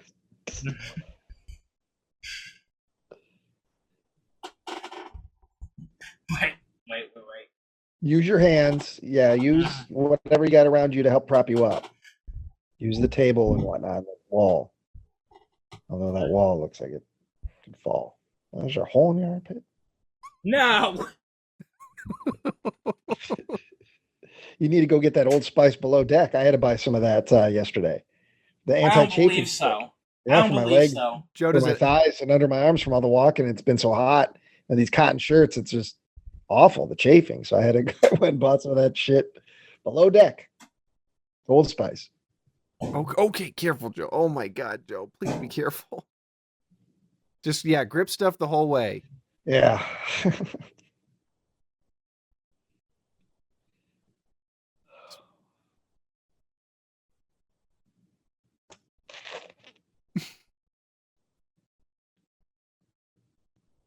What if he actually wears the diaper all the time? We hear the Velcro of it. He doesn't realize he'd let us all know. Oh my God, you're almost making me piss my pants. I was hoping we'd be able to hear it. You just hear a big thud. And then I'm gonna get jealous. This is gonna turn into like fucking all those Zoom horror movies that came out during the pandemic. It's gonna be like a Naked Gun when Drebin goes in and he's kept the microphone on him. And he's pissing. I wish he could have had the microphone with him because I just keep picturing he's telling us I'm just peeing, but then you just start hearing, some splashy poops and stuff. He's so drunk his body's forgotten which is peeing and which is pooping. I forgot. He can hear us right now. I forgot. Oh yeah, hey Joe. Hopefully everything's coming out all right. Joe, I'm sorry. Oh, It's dark in there, so he thinks he's talking to he thinks he's hearing ghosts right now. He's taking swings at the air. This is Uncle Soup, Joe. You can do so much more with your life. Don't be like me.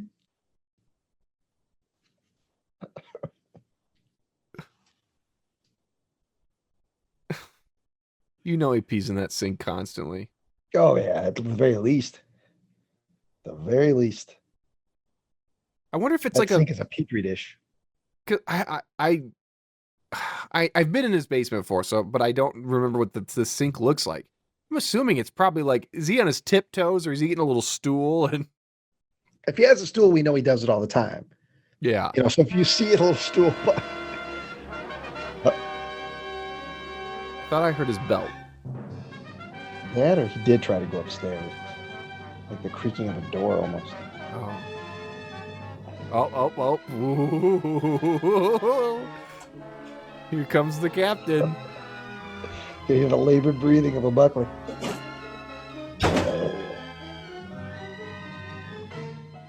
Hey, stay out of the fridge. There's nothing in there for you but alcohol. You're not having it anymore. I understand. I completely understand. Okay, there we go. All right. Okay, you're in the chair? I'm in the chair. Yes, you guys can see me right now, right? No. But Okay. don't worry about that. Yeah. Just leave it be and just close your eyes and Okay, did you pee in the sink? Did you flush the sink? I used the water. I ran the water. I think it's nice and clean now. Okay. all right. Well, good. Oof. I hope the next time I come to your house, Joe, when I'm leaving, I just see your dad bent over drinking out of that sink. He has no idea. It's the coldest sink in the house. Want a drink? Just trying to suck the pee out of it.